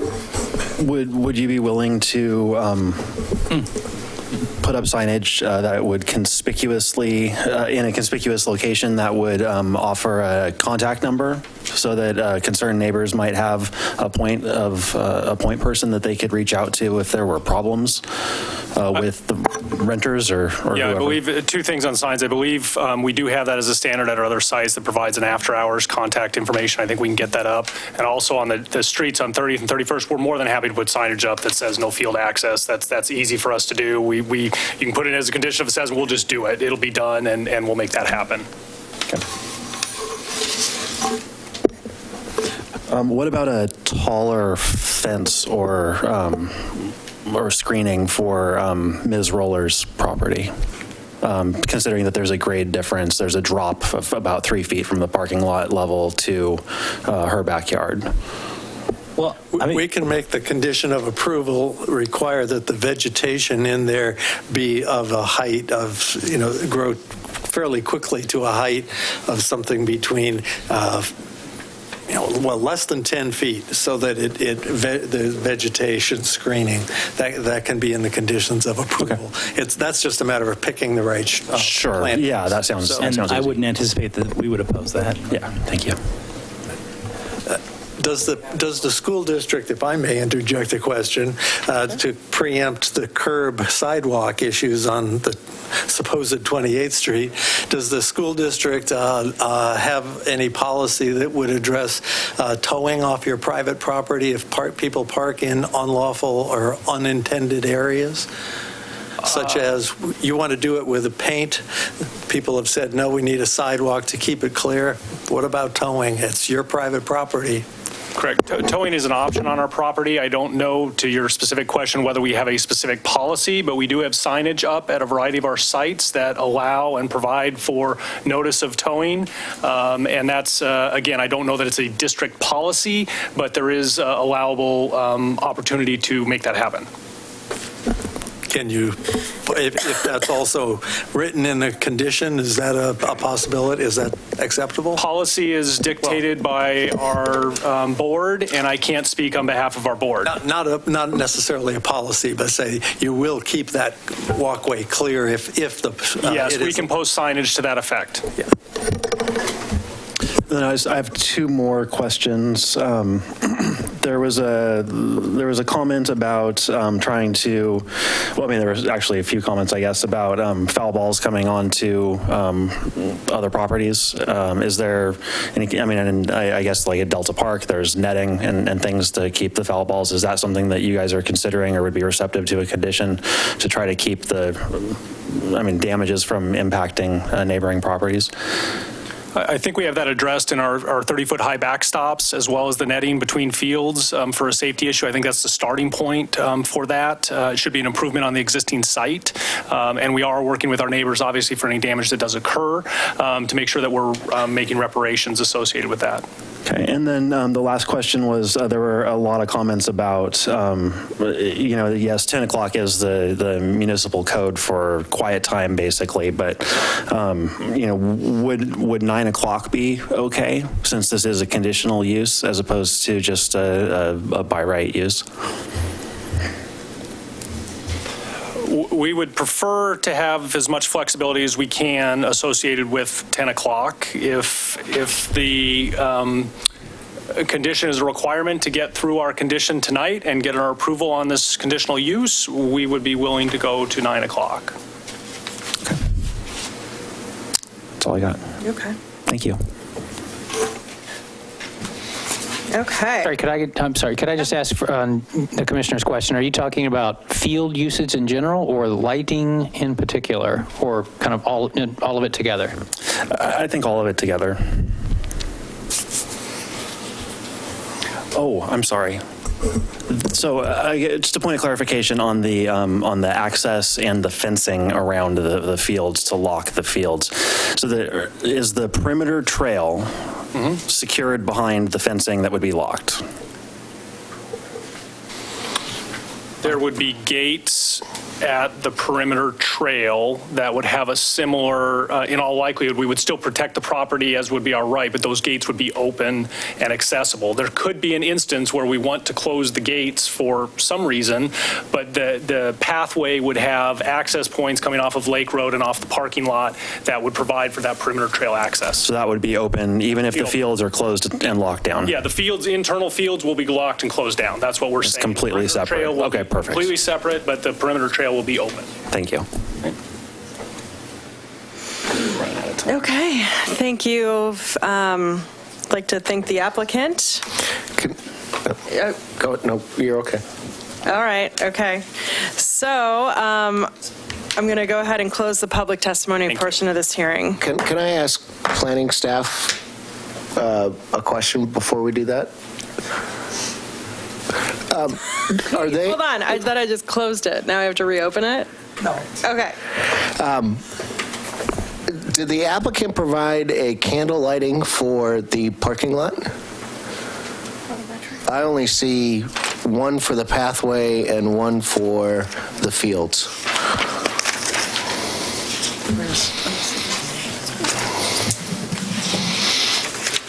And I'm referring to the applicant's package. I see Lake Road athletic fields with the candlelight looms, which you showed on the screen. And then the page before that is just the site plan pedestrian pathway, which does not show the candle looms at the parking lot. So there are two sheets in the applicant's materials that have lighting information. There's sheet E1 and sheet E2. On sheet E1, it shows pathway lighting for the elementary school site and the portion of the path on that site that will be lit. And then on the larger diagram on the right-hand side, it's showing the Lake Road parking lot with the parking lot lighting, or at least lighting along the pathway proposed at the eastern edge of the parking lot. There. So that's showing some lighting. Aren't there lights also in the parking lot? There are a couple of lights in the parking lot. And are they required to provide a luminous plan for that? They are supposed to demonstrate that the parking area itself is illuminated to a minimum of 0.5. So no materials that we have in here suggest that, correct? It doesn't look like that, right. The applicant could confirm. I mean, I think the materials here are focused on showing the pathway lighting level. Now, this is a just straight up requirement in the code for on-site walkways that they're supposed to be lit to a minimum of 0.5 foot candles. So this is one item that we could, unless it's going to be a surprise to the applicant, we could handle at development review time and say, we expect to see that the lighting, you're confirming that the parking lot area will be lit to a minimum level. So or it's something that I guess you could clarify or specify now if you feel. And so there's been talk that's been going around by the applicant that their plans keep changing. So when was the last time that the latest version came across? Well, we haven't received a full set of revised plans. The full set of plans that we have are from the submittal dated March 5th. And I understand that there are, plans have continued to be revised, and we've seen a couple of the sheets that were provided within the last week or two, specific to the fencing diagram, and there was, I think, one of the revised overall site plans. So, yeah, that Well, we heard testimony tonight by somebody who said, that they just, at the last revision just a day ago, that they found out that there wasn't going to be any access. So would that be a time that there was a revision? I think my understanding is that reference is probably in relation to the fencing plan, the overall fence plan, sheet 2.6 that was provided just a few days ago, that at that point it became clear that the access points were a little bit different than had been shown in the original plans. So, Chair, before you close the public testimony, Yes. It seems to me that there have been changes in this plan that maybe the public hasn't had a chance to review, nor have we had the chance to review quite. I am still really on the fence, and I would like to do more research myself on the pros and cons of the artificial versus the turf, since nobody in this building can seem to provide a professional to do that for me. So I would like to suggest that at this time that we keep the public comment period open, keep the public record open, and continue the portion of this hearing. And if I can say 2 weeks from now, I mean, I would like to get it done as soon as possible as respect to NCSD. I'll entertain a motion. Well, I want, before I say that, I'm looking at Brett and Vera to say, does that schedule actually work? Well, the next Planning Commission hearing is 2 weeks from now. And so I think part of the answer to that question depends on what additional information you would like to see and by when, and maybe we need to get a little sense from the applicant of how soon they could provide. So I would certainly like to see the candle lighting diagram in the parking lot. I also would like really a more... For 1 second. I'm just afraid we're over our 10 p.m. time, and we need to have a motion to extend. So I'm sorry to interrupt you, but we need to extend, and then we can go back to the additional information that we need. So I'd like to move that we extend until 10:15. 10:15? Seconded. All right. All those in favor? Aye. Aye.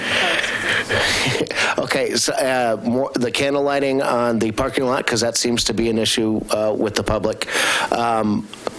Really more of a visual and understanding of the netting and the backstop.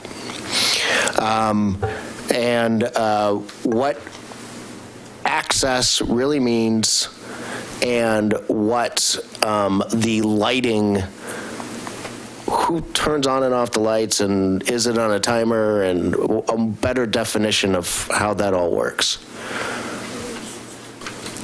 And who has access to the PA system.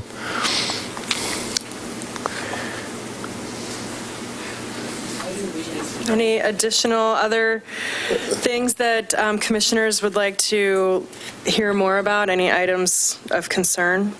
Well, I would add that I don't know, it sounds like we don't have any opportunity for enforceability to require a traffic impact study or we're not assigning any conditions right now, but I would suggest that some measure of assessment would certainly make this much more approvable, reviewable. Could I, on this point, just try to clarify, the traffic impact study and the technical place for that relates to impacts to our street system. I think my understanding of what the concerns that people have raised are about trips and traffic as it relates to parking and kind of the crowding of the site. So just to be clear, again, we've said there will be more intense use. There are going to be more trips per day to the site, but in terms of a formal transportation impact study, that's not really warranted. But it sounds like what you'd like, or what you're asking for, is more information to kind of confirm that the number of parking spaces is going to be adequate for the field use. So maybe it's more information or analysis about comparable facilities or something like that. Mm-hmm. Yes, that's great clarification. Right. Thank you, Brett. I think that, I'm sorry, I think that's accurate. I also think that understanding the emergency access is something that was brought up through testimony and should be addressed.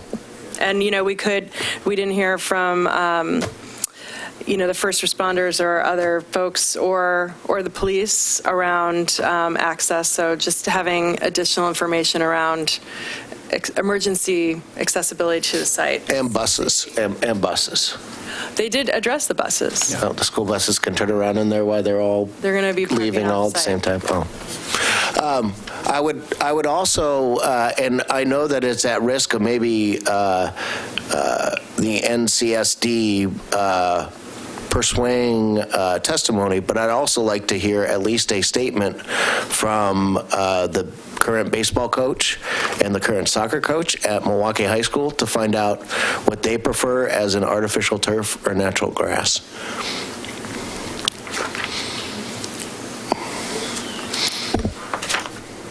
Just from a legal standpoint, that may not be a wise. Right, because NCSD could say, well, look, you got to go our way or else we're good, right? I mean, they could. Yeah. But hopefully maybe we could get more testimony about what coaches and players prefer to play on.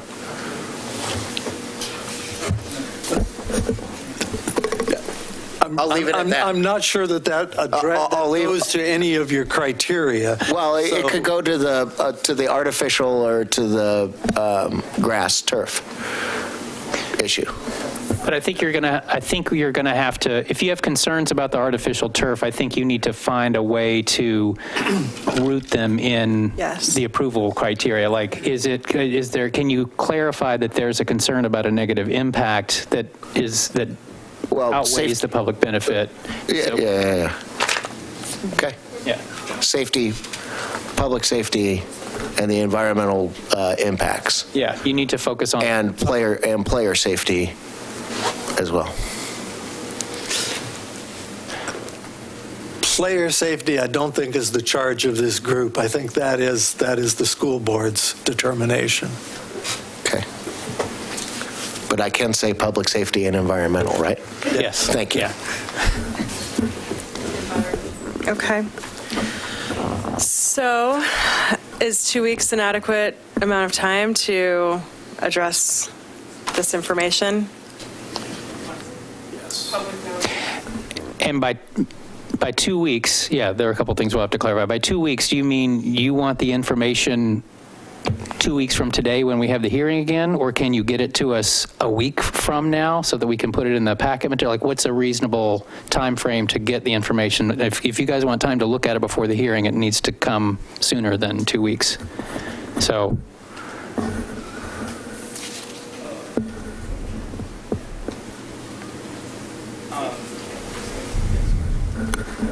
Yeah, it seems like we should be able to work with 1 week to get your response and then a week for the commission to digest the information. Okay. The answer was 1 week should be sufficient to get it to this group, just so that it's in the record. Right, in the microphone. Yeah, thank you. Thanks. Yeah. And, right, along the way, I think if you can clarify whether you want to keep the record open for public comment and or want to provide an opportunity for additional testimony at the continued hearing, that'd be good to specify. Chair, I would suggest to leave the public comment open. It's fine. Okay.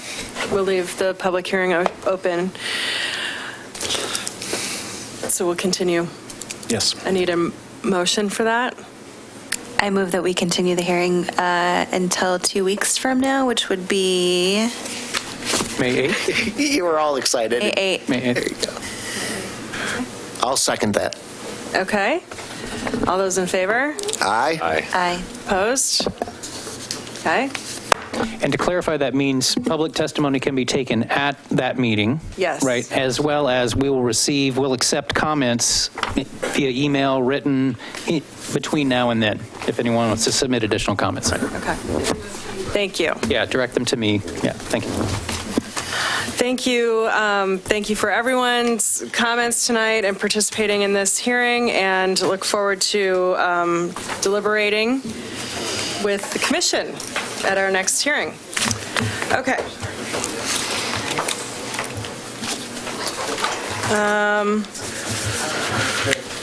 So do we have any work session items? We do not. No work session items. Okay. Other business or updates?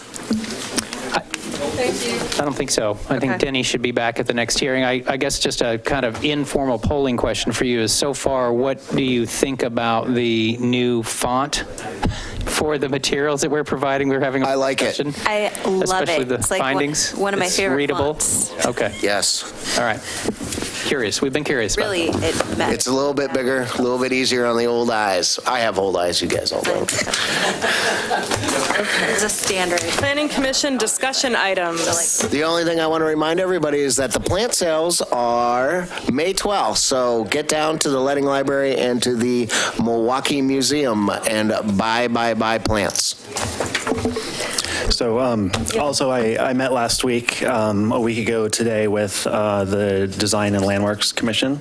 Oh, good. And we were discussing the changes, the amendments that are being discussed for the design standard or the design guidelines and how we're going to address that. And I'll be meeting again with them, I think, the night before our next meeting, and so I may have some updates again there. Basically, what Denny had presented is really what they're moving forward with. It's just a new way of being able to address all of the guidelines through kind of a systematic, approach that should work pretty well with the design guidelines checklist, ultimately. And so I'm continuing to participate in that discussion. If anyone wants me to pass anything specific along, I'm more than happy to do so. Just send me an email or catch me in the hallway before I get out to my car.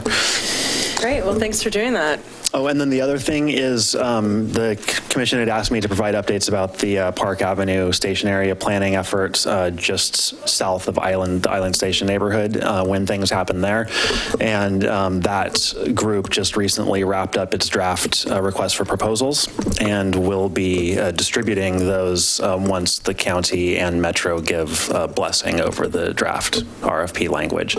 So if there are any potential respondents that you can think of that would be interested in working on a planning project in that area, please feel free to pass their contact information along to me, and I'll make sure that they get included in the when the bids or when the RFPs are sent out. Thank you. Great. Any other items for discussion? I just want to add a thank you to Ms. Ober.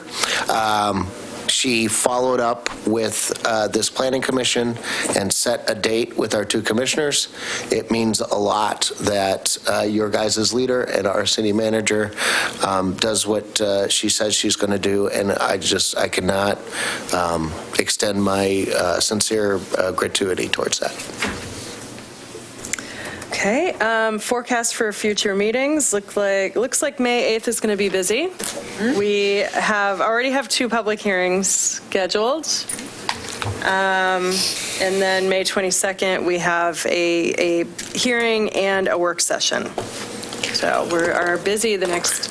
All I know is that if Denny's hungover coming back from New Orleans, he's going to have to hear it all from Brett and Vera tomorrow. Okay. Well, on that note, I will entertain a motion to adjourn. Move to adjourn. Second. All those in favor? Aye. Aye. Opposed?